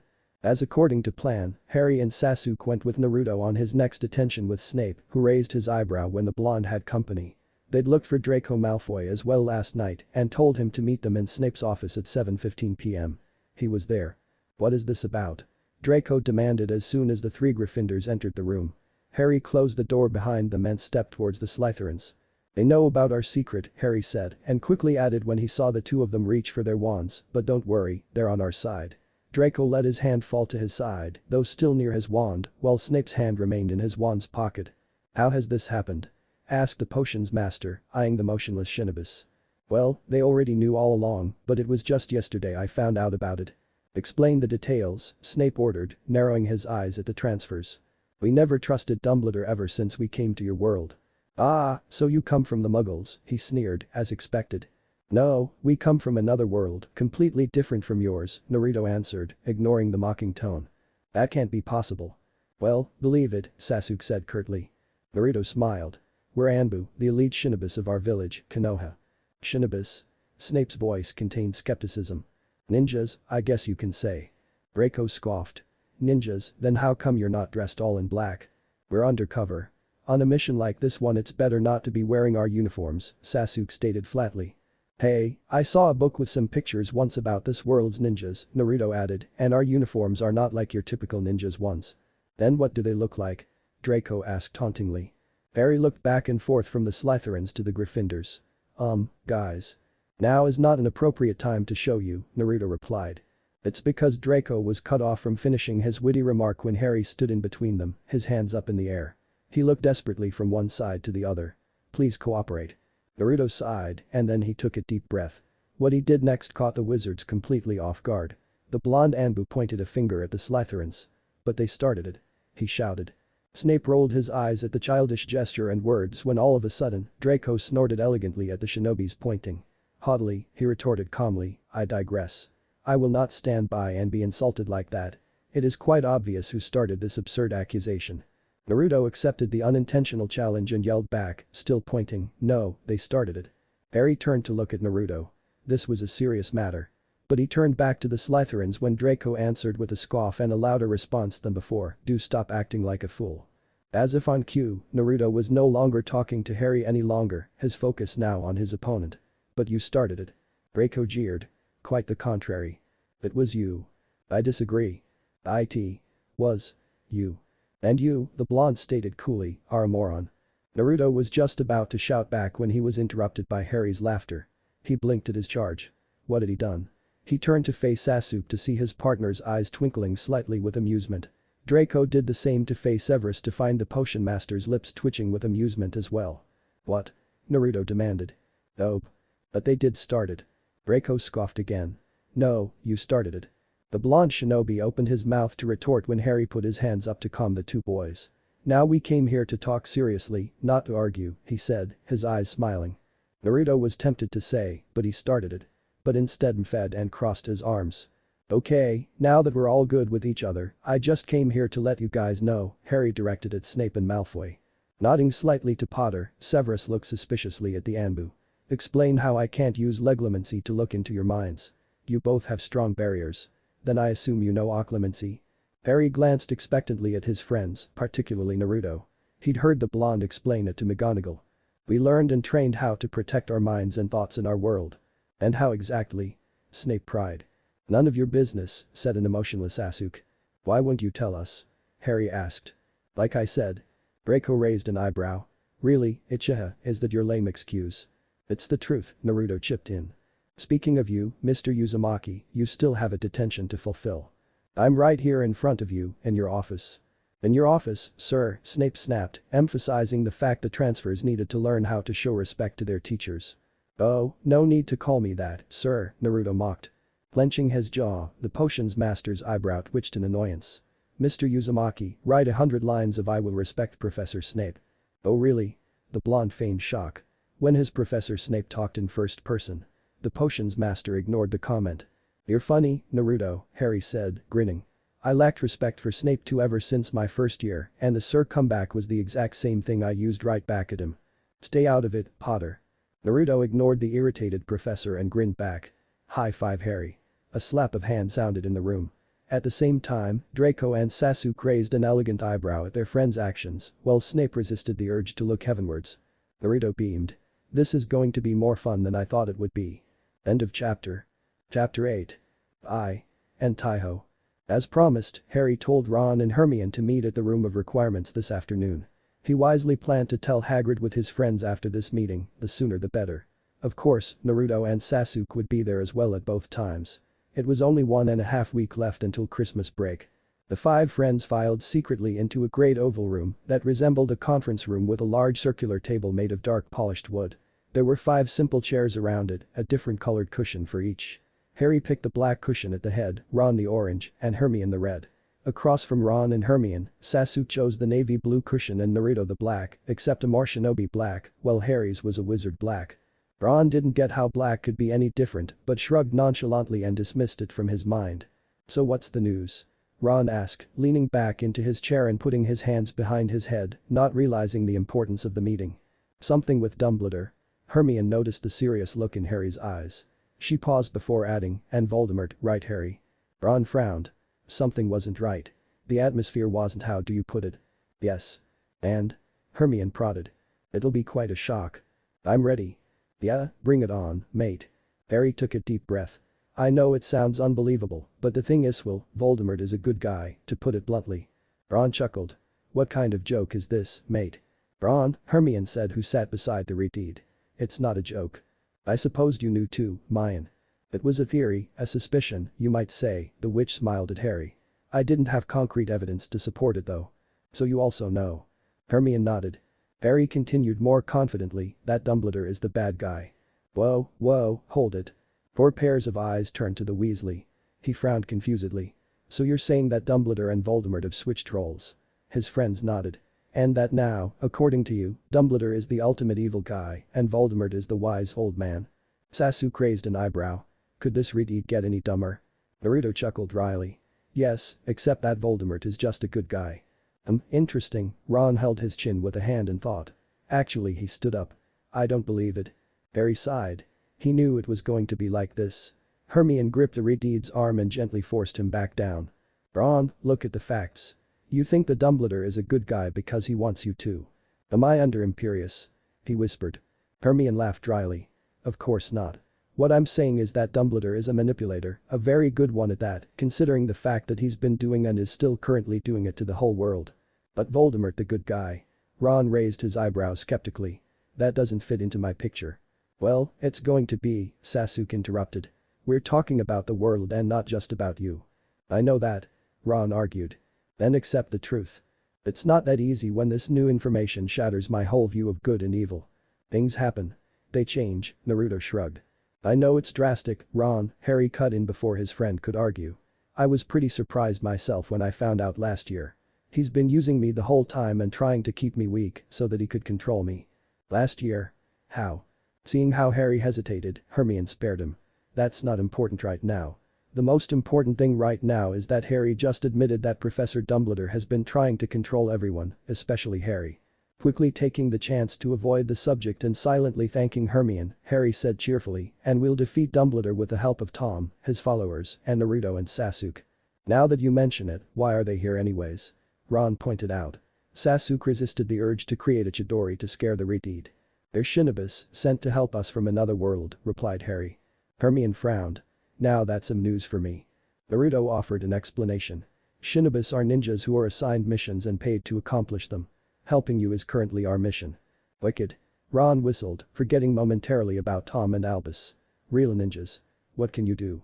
Jutsus, Naruto answered offhandedly. Techniques, he added when the Weasley gave him a confused look. Harry mentally shook his head at his redeeded friend's reaction, although it was, he had to admit, pretty neat. They did the scorch mark in the Hogsmeade Alley during that Dementor attack. Ron whistled again. Bloody hell, that's totally wicked. Hermione leaned forward in anticipation towards Naruto and Sasuke. How did you use such a high-level spell? Was it a jutsu? Naruto nodded. A Kaiten one, he specified. A fire spell, in wizarding terms, Sasuke added coolly. Can you show us? Asked an eager Ron. Hermione nodded in agreement. She wanted to see how these jutsus worked. Harry was quite curious himself. The blonde shinobi shook his head. Sorry but no. What? But why? Ron whined. Just a small jutsu, nothing special, Hermione put in, smiling encouragingly. A no is a no, Sasuke replied flatly. An example is not necessary. You'll probably see it during battles, so don't worry about it, Naruto added casually, but with no emotion in his voice nor in his facial expression. They're experienced, very experienced, in war, Hermione realized. Ron deflated and stuck up his lower lip. Fine, but I still see no reason why you can't. Sasuke nor Naruto in fact didn't bother deigning themselves to answer the redeed. Come on, we need to tell Hagrid now, Harry said. Wait, Hermione stopped him. Do you mind providing some evidence and how Dumbledore manages to fool the world? And if Voldemort is a good guy, then who murdered your parents? Who did those Death Eater attacks? Well, you said it yourself earlier, Mayan. Dumbledore is a very good bloody manipulator. You see, Voldemort had actually been under the control of his snake, Nagini, who was under the Imperious curse cast by Albus. Some of the followers are actually truly evil though, such as Bellatrix and Senior, not to name a few. Harry suppressed the flashback of Sirius and Bellatrix battling in the Department of Mysteries and of Sirius falling through the veil, falling and never coming back. That's most enlightening, Hermione trailed off, absorbing the information, the gears of her brain turning rapidly to fit in the pieces. This is getting more and more real, Ron sighed. It is, Naruto stated seriously. And the recent Dementor attack was sent by the Ministry, Harry all but spat. That's not surprising. Now let's go, the sooner we enlighten Hagrid, the better. Standing up, Naruto and Sasuke waited for the wizards and witch to get out of their seats. Together, the group of five headed towards the gamekeeper's hut outside. Ah, Harry, long time no see, Hagrid greeted warmly when the said boy knocked on the door. Ron and Hermione too, and Mr. Uzumaki and Mr. Uchiha. As the professor of care of magical creatures, he knew the foreigners. You have a moment, Hagrid. We came to discuss something important, said Harry. Sure thing, Harry. All of you, come in and have a seat. There are some rock cakes for you on the table. Thanks. So, the half-giant sat down in a large armchair after the students filed in and closed the door. Surreptitiously and unknown to only Hagrid and Ron, Harry wandlessly put a silencing charm around the living room. Was so important? It's hard to believe, but it's true. Voldemort is a good guy, Harry said bluntly. Hagrid roared in laughter, and Harry thought back to Ron's first reaction. Was it that funny? Harry, where'd you get it idea? That's not the end of it, Ron informed. Dumbledore turns out to be the bad guy. Hagrid gave another loud chuckle. I know, it's backwards. Crazy, the redeed added. The gamekeeper of Hogwarts took a big hanky from one of his numerous large pockets and dabbed his eyes, still chuckling. This must be funny's joke of my life. He took a deep breath. Most far-fetched, I must say. Harry couldn't help but feel sorry for his first friend. I'm sorry, Hagrid, but it's not a joke. I'm speaking the truth. Hagrid grabbed one of his rock cakes and took a noisy crunchy bite, causing the shinobis to wonder exactly how hard the thing was. Nah, Harry, you should stop trying to trick me. It won't work. Standing up, Harry walked over to the half-giant. Even though he was sitting down, Hagrid was now around the same eye level as Harry. Looking into dark-colored eyes, Harry's emerald orbs were hard and serious. There was neither laughter nor any sign of joking inside them. Hagrid, listen to me, I'm not lying. It's the truth.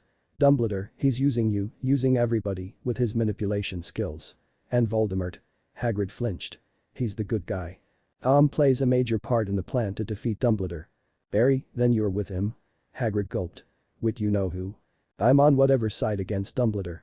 Voldemort, the half-giant involuntarily winced had been manipulated by Dumbledore, who put an Imperius on Tom's snake, Nagini, which in turn controlled Voldemort. Hagrid couldn't help flinching again, and Harry decided to stop using that name. He'll spare the kind half-giant, who was going under enough already, which also made Harry choose not to mention Naruto and Sasuke's secret yet either. You have to pick a side. Please be with us, Hagrid. Hagrid took a deep breath. I really care for you, I do. You're a good wizard, Harry. But Dumbledore is a good old man too. I would have been kicked out of Hogwarts and Avenue nowhere to live. But Dumbledore let me stay when everyone else was against it. I've got a home here and friends, and I'm doing what I love. I'm sorry, Harry, but the view of the world I see now is the best for me. You're sure, Hagrid? You're not going to be with us? Harry said sadly. I'm with you, Harry, but I'm also with Dumbledore. One last chance, said Harry, hoping that the gamekeeper would change his mind even though he knew he wouldn't. I'm sorry. I'm sorry too, Harry whispered and looked into Hagrid's eyes. Stay alive, my friend. Hagrid frowned confusedly. Wah, but he never finished his sentence. Harry cocked his head slightly and murmured, obliviate. Immediately, the half-giant's eyes glazed over and took on a vague look. It was fortunate that the spell took effect instantaneously, for Ron's stifle of something between a gasp and a choke was quite ineffective. Hermione started, but the expressionless wizard raised a hand to stop her from rising out of her seat. It's okay, Mayan. Addressing the others as well, Harry didn't turn around, still gazing sadly at his half-giant friend. When he comes back, act normal. He won't remember the conversation we just had. Heaving a sigh, he finally turned back and sat down in his original chair, releasing the spell as he did so. As soon as he did, Hagrid blinked and took a glance around the room and its habitants. So, was so important? Harry forced a smile. Nothing much, Hagrid. We just came for a visit. With really nothing important, Harry cancelled the silencing charm on the room. Well, was nice of ya. Noticing one of the rock cakes missing, Hagrid broke into a big grin. Hey, you ate my cake. You never did before. Sasuke and I each shared a half of one. We'd never tried it before, Naruto explained, smiling, before any of the others could speak. You liked it? Naruto nodded. It was pretty good, sir. Your specialty, I believe. Hagrid almost burst into tears. Yeah, 'tis my recipe. Oh, Mr. Uzumaki, you're such a good lad. Taking out the same hanky he'd used earlier but was oblivious to this fact, the half-giant blew his nose. You're the first to ever say it. Naruto smiled a small smile. Quickly, Hagrid got up and moved around in his kitchen. Glancing curiously at the busy half-giant's back, the five friends shrugged, not knowing the objective of the gamekeeper's bustle. After finding something, he returned to the students and handed Naruto a plastic bag filled with heart squares. Sasuke confirmed his suspicion after taking a quick glance and nodded to the grinning Hagrid, while Naruto instead spoke, "Thank you, sir." Hagrid chuckled and clapped the blonde on the back. Sasuke expected that if that had happened back in his genin days, his partner would have stumbled right out of his chair. But Naruto was stronger now, much stronger. Though he'll never admit it to the dope, he guessed that the blonde was stronger than him and that he will become the future Rakudame. "Just call me Hagrid," he told the foreigners. "Then just call me Naruto." And Sasuke. "Nice meetin' ya again," Hagrid winked and chuckled. "Now out wit ya, you still gotta do homework. Dumbledore won't like it if you didn't finish 'em on time just because of me. Dinner's already past too." "Right, thanks Hagrid," Harry said, and walking over to the half-giant. He gave him a fond hug. "Whoa, Harry, something wrong?" "No, I just have a feeling we won't be seeing you much for alone visits. It's the 6th year. Next year is already our 7th. And with that comes lots of homework and preparation. Sorry about that, Hagrid. Harry, all of you still avenue care of magical creatures with me." Hermione smiled and gave a hug to the half-giant as well when Harry eventually parted. "We know." Ron was next. Then Naruto and Sasuke shook the gamekeeper's meaty hand. "See you tomorrow, Hagrid." Hagrid chuckled. "Y'all making it like we won't see each other for a long time." Harry laughed. "No, we're not," he protested. Okay, now off with ya." "Bye, Hagrid." As the group left the hut, the golden trio waved goodbye to their friend while the Shinobis looked back and nodded, with Naruto smiling cheerfully. On the way back to the castle, Harry glanced back at the hut. "You know, I'm sort of glad Hagrid doesn't know anything about the secrets." "Why?" Naruto asked. "Hagrid is a good friend, but he can't keep a secret to save his life. And with him obliviated," Harry sighed. "Dumbledore wouldn't know about our conversation." "Right. Harry mate, you did some wandless magic back there." Ron exclaimed excitedly. "Oh, yes," Hermione put in. "You said that you've been training but wandless magic. That's a big step, Harry. And the silencing charm, you never uttered a word out loud. What? You did a silencing charm wandlessly too? That's wicked. I'm still an amateur." "Nonsense, you're being modest, Harry," Hermione waved his comment away. "You're powerful," Naruto smiled at his charge. "It'll be a great help in the war." Harry shook his head and scratched the back of his head. "Not really." Ron rolled his eyes and put an arm around his best friend's shoulders. "Come on, mate, admit it." "But..." "Harry," Hermione warned. "Well, I've been practicing." "Exactly," Naruto replied. "Practice makes perfect, as this world always says." Suddenly, a voice cut into the happy converse between Harry and his friends. "I doubt that Ron knows occlumency." Iridide whipped around. "Hey." Sasuke looked at him skeptically. "You don't? You never asked." "I don't need to in order to know." "Why do you ask anyways?" Harry questioned. Hermione answered for the raven-haired boy, "It's because then Dumbledore can use leglumency, right Sasuke?" He nodded slightly. "Can you use occlumency, Hermione?" Naruto asked curiously. "We had a few lessons on it in several of the DA meetings last year." DA? Short for Dumbledore's army. "We created it in our 4th year and we stopped it near the end of our 5th year." "Why?" Dumbledore knew about it and Harry, who's our main teacher, was always away learning occlumency from Professor Snape. If Harry was in the middle of learning, then how can he teach it? "I gave them the basics," Harry replied. "And Hermione read a book about it." "See? I do know stuff about it," Ron said, huffing at the dark-haired shinobi. "But you can't do it." "Of course I can." "If Dumbledore knows leglumency, how are Ron and Hermione able to prevent him from finding out?" Naruto asked, not completely believing the Weasley either. "We'll just avoid eye contact with him at all times," the bushy-haired witch replied confidently. "And we also know a bit about blocking off others from DA." Ron victoriously puffed out his chest at Sasuke and stuck out his tongue. The dark-haired shinobi barely raised an eyebrow at him, otherwise ignoring the redeed. The next day, noticing how Christmas break was approaching, Harry asked Naruto and Sasuke where they were going to stay for the holidays. Before answering, they questioned where he was going to stay first, and the boy who lived replied that he wasn't quite sure yet. "I'm probably going to stay here at Hogwarts like I usually do." "We'll be staying wherever you will be staying, remember?" Naruto reminded and Harry nodded. That very same afternoon between classes, Draco Malfoy managed to quietly tell Harry that he would like to meet with him that evening and you know where. When Harry informed Ron and Hermione that he was going off somewhere after the last class of the day, the bushy-haired witch could tell this wasn't something that they should attend. Therefore, she stopped Ron from rising from his seat to join his best friend. "We'll stay here and do homework, Ron," she said firmly. The said redeed sighed and obeyed. Naruto was in another of his detentions with Snape, so only Harry and Sasuke slipped out of the Gryffindor common room to meet Malfoy in the room of requirements. The said boy was seated elegantly in a black wing-back chair. As soon as Draco spotted the company Harry had brought, he slightly narrowed his eyes disapprovingly. "Why did you bring Uchiha as well?" "I'm accomplishing my mission," Sasuke calmly replied before Harry could utter a word. Draco merely crossed a leg and ignored the shinobi from then on during the meeting. "Potter, let's discuss about your living arrangements during the upcoming holidays, shall we?" End of Chapter 8. Chapter 9. I. And Taiho. "Oh?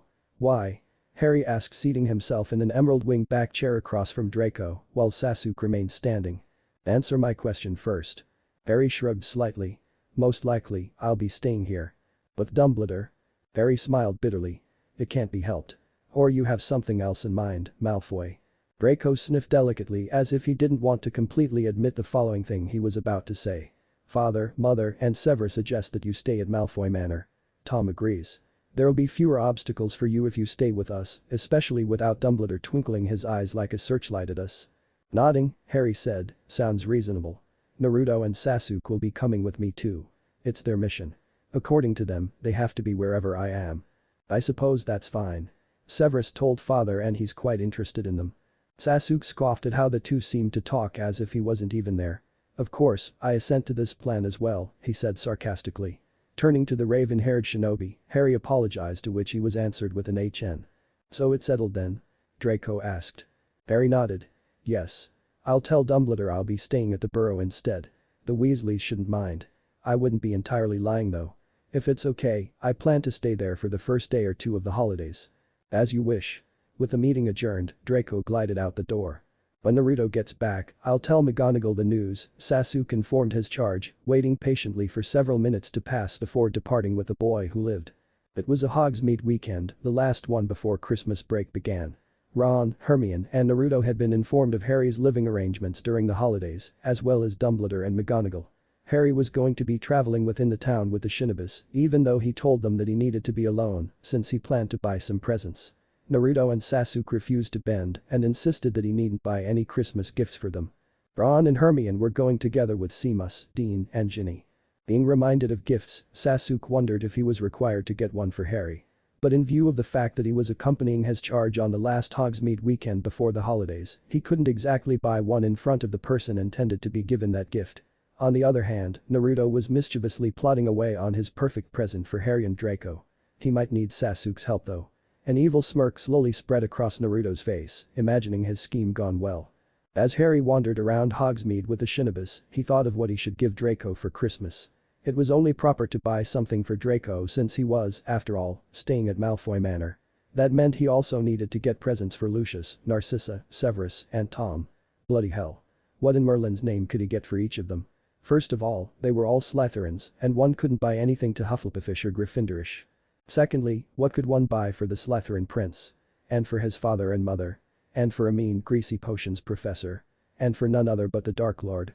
Sometimes, Harry wondered what exactly he was doing with all these kinds of wizards and witches, he thought amusedly. Glancing in the windows displaying their perfect gifts for Christmas, Harry pondered on what will be the best present for each of his friends. Draco Malfoy, what could Harry Potter possibly give to Draco Malfoy? They passed a bookstore. Potions books or manuals wouldn't do. Draco probably had countless numbers of those kinds of books considering his interest in them, and his godfather, Snape, the potions master, was much more knowledgeable in this area than Harry was, and he'd probably give Draco them for gifts, if not already on past Christmases. Now that Harry thought about it, he'd like to give something that could protect Draco, and it must be something that the blonde could bring with him everywhere. And it couldn't be a simple barrier thing. It had to be something impressive, something that even the Malfoy heir would be pleased about. A jewelry store across the street caught Harry's eye and he strolled towards it, a perfect plan forming in his head to create the best of the ideal. Harry smiled in greeting as he entered the store, Naruto and Sasuke following closely behind. "Good afternoon, ma'am. Do you have a crystal pendant around this size?" The emerald-eyed wizard asked, curling his fingers to form a circle the size of around half of his palm. "Good afternoon, young sir. Of course, follow me, please," a lady around the age of 25 smiled at her new customers. Her curly auburn hair bounced slightly as she headed towards a certain section of the shop that exhibited pendants sparkling in the spotlights that shone on them. "Are you looking for anything specific?" "No, this is good. Thank you." "You're welcome. If you find anything you like in there, just tell me and I'll be glad to take it out for you." The lady smiled, turned, and left to greet another customer. "What are you looking for?" Naruto asked curiously as Harry examined which pendants appealed to him. "A present. For whom?" "Draco, since we're staying at his place and all," Harry explained almost too quickly. "Right," the blonde shinobi said knowingly. Harry didn't catch the knowing glint in the blonde's eyes as he was too busy eyeing a crystal blue pendant standing elegantly in the center of the second shelf, causing sparkles of rainbows to reflect on the crystal itself and on the glass around it. It was the perfect size. The crystal was figured to resemble the side view of an azure dragon on its hind legs, its front legs curled out before its body, showing off its sharp little talons glinting in the light. Its great wings were flared up behind it, the represented leather in between almost transparent. Small bright emeralds rested on the dragon's head as sharp eyes. A smooth black string, for one to be able to put the pendant on as a necklace, was twined into a barely seen hole made not to interrupt the dragon's body, therefore placed outside of the dragon form. "This is perfect," Harry murmured to himself as he approved of the dragon pendant. "Excuse me," he called to the young lady from earlier who was now standing unoccupied. Smiling, she came over. "I would like to see that one, please," said Harry politely. "Of course." She took out a ring of keys and fitted one into the lock. Gently removing the indicated pendant from its cushion, she carefully handed it to the emerald-eyed wizard. After examining it up close for a few seconds, Harry nodded to himself and said, "I would like to buy this one." "A brilliant choice, young sir. Follow me if you will." After purchasing his present for Draco, the three friends left the jewelry shop only to head into another one down the street. In there, Harry picked a delicate bracelet consisted of thin silver chains connected to each other. Then he bought 5 little charms to attach to the bracelet. Thanking the clerk, Harry swiftly left the shop with the Shinobis. With 2 presents bought and done, they strolled purposefully to the 3 broomsticks where they sat down at a table. But the new knowledge of the fact that even if he secretly left in the middle of the night and even using his invisibility cloak, the Shinobis will know anyways and follow him. And so making sure no one was eavesdropping, Harry said lowly, "We've still got around a week before Christmas break. Before we leave for the holidays, I need to go to Diagon Alley in order to get 2 more presents." Harry smirked roguishly. "At night, of course." At night, Harry stared pensively up at the ceiling of his 4-poster bed. He had already acquired gifts for Draco and Narcissa and knew what he'd get for Lucius, Severus, and Tom. All he had to do was touch up on the jewelry he'd bought today and buy the remaining ones he needed. Fortunately, he'd already gotten the presents for his close Gryffindor friends, Ron and Hermione, today. On the other hand, Naruto and Sasuke, how in Merlin's name was he going to obtain a gift for each of the Shinobis if they were supposed to be with him everywhere? They weren't exactly there to protect him per se. Harry could very well protect himself. He'd gotten much stronger recently due to his study and training of more advanced magic during the summer and this school year so far. What did they say again? Harry tried to recall what the foreigner's mission was precisely, other than the befriending part, which he quickly skimmed over to move on to his next thought. They were here to help him defeat Dumbledore, who they now know is the ultimate villain. And in order to do so, they had to be with Harry at all times. Besides, it wasn't like they had relatives here to stay with over the holidays. The next day, Harry assigned the little Diagon Alley trip to be 2 nights away. He had something planned this evening. Excusing himself from the common room, Harry slipped out alone and headed to the girls' bathroom. Now why would he do that? It was none other than Moaning Myrtle's bathroom where a specific hole was established under its floor. "Harry Potter, long time no see." The ghost girl giggled and swooped around the room. "Whatever brings you back here?" "Hello, Myrtle," Harry nodded politely to the excited girl who rarely received company. "I'm just here shopping." "Shopping, Harry Potter? Here?" She cackled. "This is a bathroom." "I know. But this is a special one." "Of course it is. Because there is a certain chamber located under here." "Oh," the girl paled, though visibly her face just became more transparent. "I wouldn't want to disturb you then. See you soon, Harry Potter, come visit again." And she dived into a toilet in her stall. Harry approached a familiar tap and ordered, "Open," in Parcelting. The sink and tap rearranged themselves to reveal a gaping hole that was actually a long tube leading down to the Chamber of Secrets. Fingering his wand in his pocket, Harry jumped in. The ride down was dark and smooth. As he felt that the finish of the journey was near, Harry's muscles tensed. The tube ended and Harry landed lightly on his feet. The emerald-eyed wizard had also trained a little on his physical being. It was hardly called training at all though, but it was enough to get the boy who lived the least he needed to be fit in battle. He wouldn't want physical weakness to burden him down. Crossing the chamber on silent feet, Harry drew near to his target. The basilisk corpse. Though it had been around 3 years, it takes quite a while for a basilisk's body to decay completely, and the great snake in the chamber had a ways to go. Swiftly, Harry took out a couple of vials and 2 handkerchiefs, spreading them on the floor. Then he got to work. Using his wand, Harry steadily removed the chosen items from the basilisk's body and carefully directed them into each vial. Now for the hardest part. Harry walked over to the snake's open mouth, now dried up. Slowly, he managed to loosen one of the large protruding fangs. Fortunately, with the help of the dryness and a bit of decay, he got it out pretty easily and wrapped it in both of the handkerchiefs. He checked over each vial again and then stood up, satisfied. After quickly labeling the glass tubes, he mentally checked off Severus Snape's name from the list of people whom he needed to get presents for. It was after the curfew check and everyone was asleep in their dorms, except for 3 certain boys. Harry, Naruto, and Sasuke hadn't bothered to change into their sleeping garments that night. Outside, the sun was almost finished setting beneath the horizon, leaving the sky a dark navy blue with a tint of purple. Harry rose from his bed and quietly slipped on one of his special robes, as it wasn't part of the Hogwarts uniform. No, it was a dark forest green cloak that he had bought when he was shopping for his school supplies during last summer, and when he had spotted the cloak, he couldn't help but purchase it.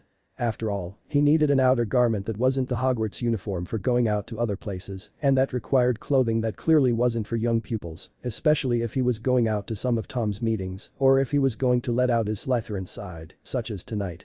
Harry silently padded over to the washroom, holding the door open until the Shinobis came in. Don't be surprised. There'll just be a small cloud of smoke, and when it clears, we'll be dressed in our Anbu uniforms, Naruto informed the boy who lived before he and Sasuke put their hands together in a seal. As said, there were 2 puffs of smoke that quickly dissipated to reveal 2 strangely dressed foreigners. "I'm Higeshi," the blonde Anbu said calmly. "Hizim," his dark-haired partner stated. "Those are our Anbu names, to conceal our true identity," explained Naruto. "So when we're dressed like this, please call us by those names." Harry nodded slowly, his mind absorbing the unfamiliar uniforms. The masks the Shinobis wore were very beautiful that appeared to be made of smooth white porcelain. Naruto's mask bore a resemblance to the face of a snarling fox, while Sasuke's was similar to a big cat's visage, perhaps a panther's. The Anbu sported a flexible black tank top that hugged close to their upper body under a gray vest that was padded for protection, but Harry could tell it didn't hinder their movements. On their forearms were arm bracers that extended to cover the tops of their hands as well, though excluding the fingers. The gray bracers were held by two clasps, one near the wrist and the other just under the elbow. Underneath, lithe black gloves lengthened from their hands to cover until immediately above their elbows. Their feet were clad in foreign dark blue, almost black, sandals, the shins protected by cloth with a thick protective material twined around it that was the same color as their shoes. Black pants that stopped a little under their shin protectors had a clean white bandage tied around one thigh, which carried a few kunai holsters. Around their hips was an elegant dark crimson belt from which each hung a scroll on the front and a shinobi pouch on the back. Two katanas crossed behind their backs gracefully, allowing for easy access and also providing a shield. Unbeknownst to Harry, a roll of thin wire was hidden in each of the ninja's hair. "Let's do as planned," Harry said to the Anbu as he swung the dark forest green cloak around him and put on the hood, shadowing his face. Higeshi nodded slightly. On the count of 3, 1, 2, 3. 3 puffs of smoke replaced 3 boys in the washroom, where another 3 puffs appeared in a corner of Diagon Alley. "Your transporting technique feels much better than apparition," Harry commented, remembering the sucking feeling and being squished through a tube feeling of apparating. Higeshi chuckled quietly. "I wouldn't know." "Okay, first I need a cane for old Malfoy," Harry informed his companions as he swept out of the corner into one of the major side streets of Diagon Alley. "I recall the shop being around here," Harry muttered out loud as he walked thoughtfully in the direction that he remembered he took during the summer when he was shopping for supplies. "Yes, this is it." Harry entered into the store, signaling for the Shinobis to wait outside. Here he needed to act as normal as he could, even though he was wearing a mysteriously dark-colored cloak that concealed his face. "How may I help you?" A man with graying hair said absent-mindedly from behind the counter without looking up from polishing a cane's head when he heard the bell sound. "Let me see your best array of canes." The man finally glanced up to face his customer to find a hooded figure of whom he wasn't able to see the face of. Right away sir." He stuttered as he scurried to do as requested. Underneath the shadows of his hood, Harry smirked. The man probably thought he worked on the dark side. Well, technically he was. "Here you go, sir, these are our best." The man spread 7 different canes on the counter on dark violet velvet. After a few moments of pondering, the stranger chose the black polished cane with a golden claw at the bottom and a golden snake twined around a small obsidian stone at the very tip. The store owner stammered out the price and shakily accepted the money from the black-gloved hand of his customer. "I would like it wrapped." As the man nodded quickly in agreement, Harry lazily added, "And include that for cushioning if you may." The man nodded his head up and down again and frantically snatched the dark violet velvet from the counter and went off to do as bid. Harry thought idly that it was nice being a Slytherin, quoting Draco. When the owner returned with a wrapped present, Harry took it and swiftly left the shop. Nodding to the Shinobis, he slipped the cane under his cloak and they silently made their way towards Nocturne Alley. Slouched, old men and several women wandered the street, and wizards and witches, most of them missing many teeth, toothily proclaimed their magical special objects on sale. "Oh, sir, don't you find this love potion irresistible to buy? Makes anyone fall in love with you." Instant effect, a witch with thin gray hair eagerly held out to them a blood-red bottle. Ignoring the woman, the 3 young men strolled past her. Without giving up, the witch shouted at their backs, "And it lasts forever." The less crazy people meandering on the street noticed the mysteriously dressed strangers behind the dark-cloaked person. But the young men had a formidable aura and they dared not say anything to them nor approach the newly arrived group. However, a short stout man, having drunk too many butterbeers, staggered over to them. "Hey, ain't you some interesting lot, eh? Strang costumes you have there, huh? Merlin's balls, it ain't a Loian," he slurred standing in front of them. But as the dark-cloaked one was about to step around him, the drunk man shook a finger at him and moved again to stand in his way. "Nah. You ain't gonna get past till you tell me who you're." "Move," the stranger ordered menacingly. The man laughed harshly at Harry, a few drops of spit dribbling from his mouth. "I told ya, didn't I? I ain't gonna move till you tell me your names, man, now come on, I ain't gonna wait for va." The stranger didn't reply. Suddenly, the drunken man was thrown backwards by an invisible force punching his stomach hard. "I warned you," the cloaked stranger said flatly as he, nor his companions, bothered to pause beside the fallen fool. The small crowd that had gathered realized just how powerful the strangers were and wisely found reason to back away. Farther down Nocturne Alley, Harry spotted the appropriate store and entered alongside the Anbu. A wizened old man ambled up behind the dusty counter. Higeshi and Hizim observed the store surreptitiously and saw that the store sold odd objects, very odd objects. Knowing that this kind of business was risky and the object he needed was strictly forbidden, Harry got right to the point. "I need a basilisk's egg," he stated. The old man sneezed. "I ain't prepared." Harry flared out his aura, allowing a sip of his magic to escape. "Now," he ordered, permitting more of his power to flow from his body, his cloak fluttering from the commanding aura. "I get many Death Eaters and Dark Wizards as customers, sir. I'm a Dark Wizard myself. You have to convince me in order to get what you want," wheezed the old man, though Harry could see a bead of sweat on his brow. "I would hate to force you," Harry whispered warningly in Parselting. "Whoa, wait, why you just spoke P. Parselting," the owner stuttered, another bead of sweat breaking out of his skin. "Oh, didn't you know?" Harry purred threateningly.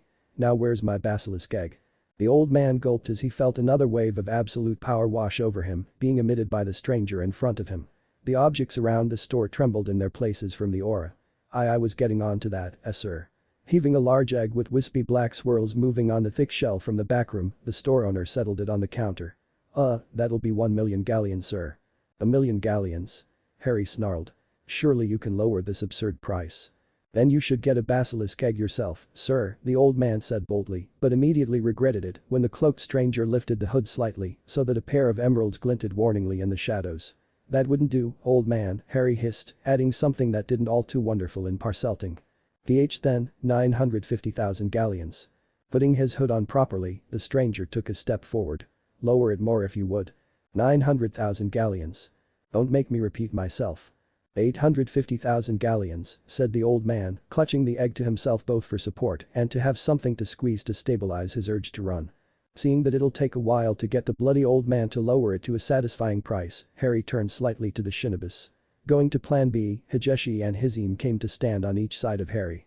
800,000 galleons, the owner gulped out when he saw the mysterious foreigners come closer, their faces hidden by white porcelain masks that represented fierce beasts. "Lower it much more, you old fool," Hizim hissed, his aura whipping around him, causing the store's objects to shake as if there was a small earthquake on their shelves. 600,000. The owner fearfully glanced at the other Anbu, whose blonde hair waved softly in the invisible magic breezes. He blinked, but then he couldn't see the fox-masked one anymore. Eyes skimming over the room frantically, the old man froze as he finally noticed a figure standing directly behind him. "And make it quick," the blonde whispered in his ear commandingly. The owner knew that the blonde foreigner could kill him right then and there. 300,000, he stammered out. "Let's make it 250,000, the cloaked stranger said promptly, putting a bag of coins on the counter. "Don't you agree, kind sir?" he added as he casually took the basilisk's egg. Why, the old man stumbled over his words from fear. "Excellent." With that, the strange group disappeared out the door swiftly. The old man staggered over to a chair and slumped into it. A drop on his hand made him look down in horror. Was it blood? Had they hurt him somehow? But no, it was his sweat. Having been so terrified and nervous, the old man hadn't noticed just how much he had sweated. He took out a tattered handkerchief from his pocket and wiped his face thoroughly, glad that they had finally gone. But wait, standing up abruptly, he limped over to the bag of coins and paled at the small amount of money inside for such a precious object that he had just sold. Realizing he had been subdued so much in such a short time, he knew that, in his fear, he had given in. Normally, the old man was quite proud of his selling skills, but this deal was downright bloody outrageous. Harry smirked at the scream of "Nuu" from the store that they had just left, echoing in the dark street. He knew that if he had acted like a Gryffindor in there, the old man would have never sold the basilisk's egg at the price of 250,000 galleons, having reduced it from 1,000,000. Taking on his full Slytherin personality had been fun, very fun indeed. End of chapter. What if Naruto x Pansy and Harry Potter end here, and thanks for watching my video till the end.